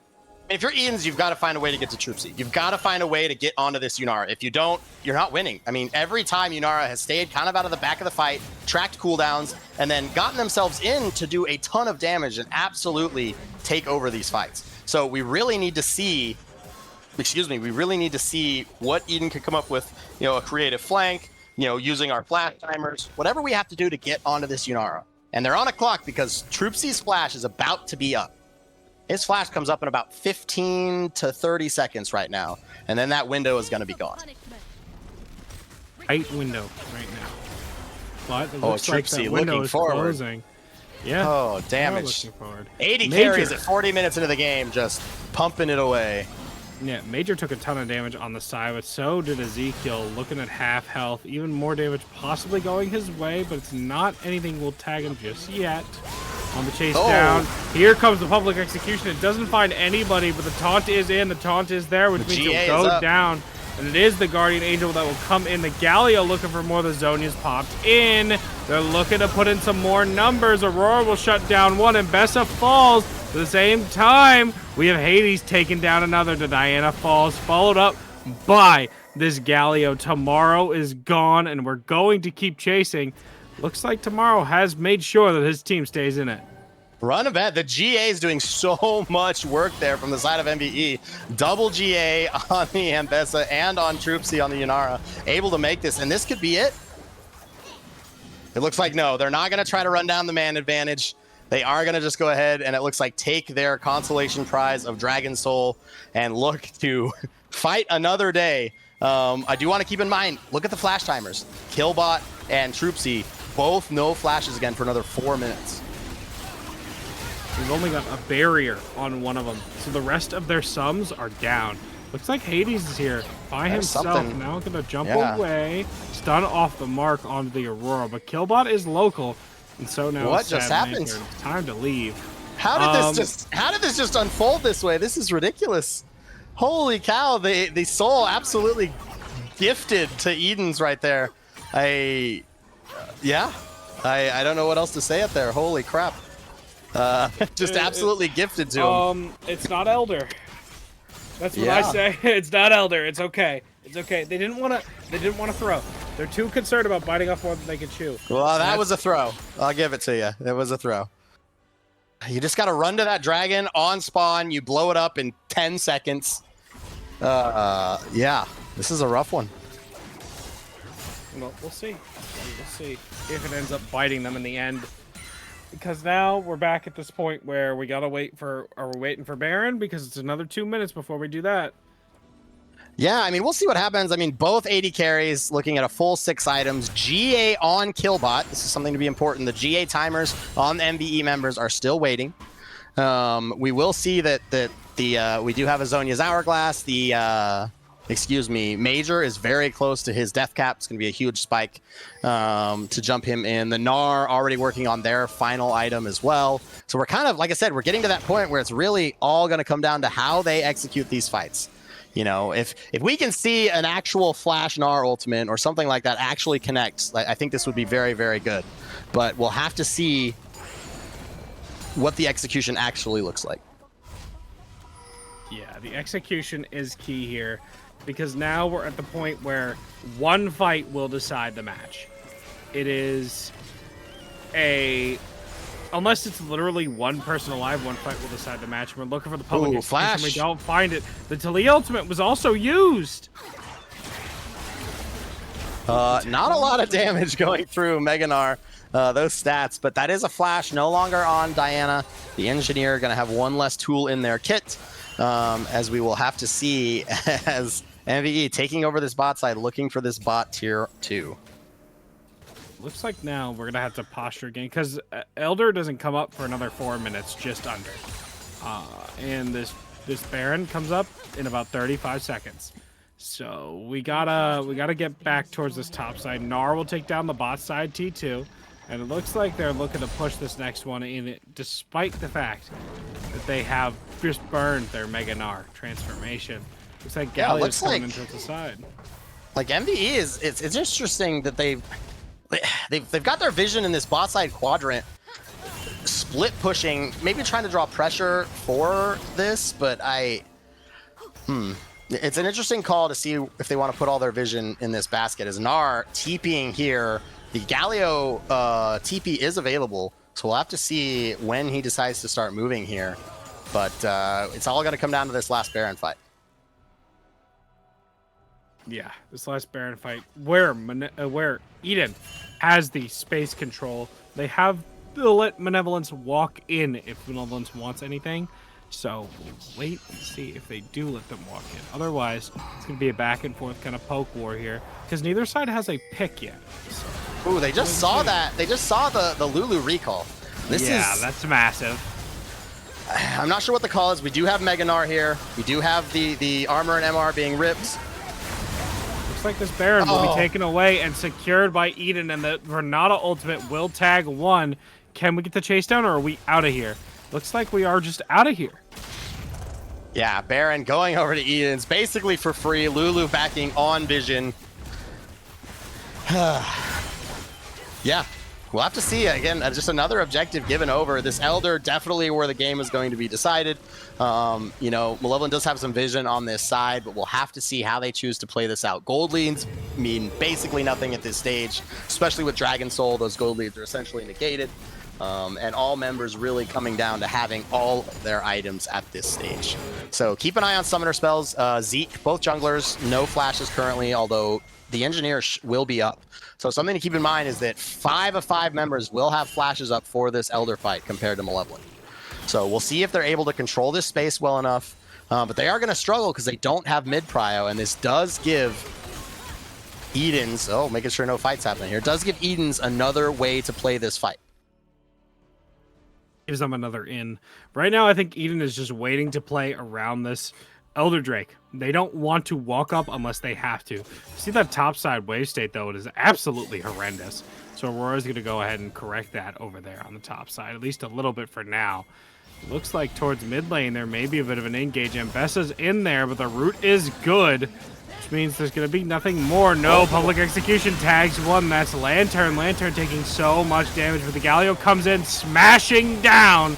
Killbot takes out Lightbringer. Looking for another return kill on this Ambessa, but the dashes are good. Mega Gnar over to stage right, looking to slow one down. Tags a minion with a rock. On the chase are the rest of the people on Eden. Looking for more, but it doesn't seem like they want to chase out the kills just yet. They're looking to push down these turrets. Good damage coming back in the wraparound from the Aurora, trying to find somebody. Looks like they'll find almost everybody there. The only person missing is Ambessa. So we'll force them away, make them reset, and let's get this turret in mid. Yeah, again, overforced in mid. That's all I have to say. Is a great Renata ult, caught Troopsy right in there. Not going to have flash up. And now they have no pressure for this Elder and no support. So we'll see if they're able to make something happen here, but they're going to have to get real good at their execution right now. The one upside you have is you have some low HP members, right? And we have Mega Gnar close. Look at this Ambessa from stage left here. The rest of the peeps on the Malevolent. Lulu is able to link back up, so this is huge. Yes, it is absolutely massive. We'll see how big it is when the Gnar gets in there. The flash, they tag one, they stun one. Droopsy picks up one for themselves. They're looking to get through even further. The Elder is picked up by the Diana at the same time. And Galio finishes up one. Another one falls. Double kill for the Galio. Turn it around, get another one for Killbot, making it another one, finishing it off. Troopsy is the only one left, the last one standing, and he will be the only one left. And the last one to die. That is the whole wipe. The ace comes through, and that means Eden will be snapping the necks of Malevolent as this game comes to a close. The Nexus turret falls, and after a 49-minute banger of a 5-game set closes it out, the Nexus will fall. Snapdragons going to the finals. Yep, absolutely well played by Eden Snapdragons. Great job taking this one away. The stamina, the mental fortitude it takes to come back into a game like this, especially after winning game 1, losing games 2 and 3, putting yourself up against match point and being able to battle it back. Great work. This is what these things are made for. Good luck in the finals. Absolutely massive from the boys on Eden Snapdragons. Very well done, especially after taking those 2 games back-to-back losses, then getting the reverse sweep back in. Huge mental fortitude, huge plays, and now it's going to be a huge time to go to bed, if that's what they're trying to go do, because that was a long, tiring set. I know for a fact I'd be going right to bed after that, because that was absolute banger of a set for sure. Got to see some spicy picks, got to see some cool things going on, and excellent games overall. Yep, absolutely. Great job to both teams. Malevolent put it out there. Didn't quite get the execution off in game 5. Definitely some struggles to work out for next season, but good luck to both teams. Good luck to Eden Snapdragons as you will take on one of the Conduit teams in the finals, as I haven't seen, I think Honest Climbers, if anybody can guarantee that in the chat. But I think Conduit Honest Climbers versus Eden Snapdragons will be our finals. So good luck to both those teams as we looked out to close out our season here in Titan next Thursday. Well, next Thursday, Titan Esports Berserker League. I've been NavG, joined by Phoenix and Shiv. You'll probably have us next week. I hope you have us next week. We'll be here, same time, same place, as always. We'll see you next week.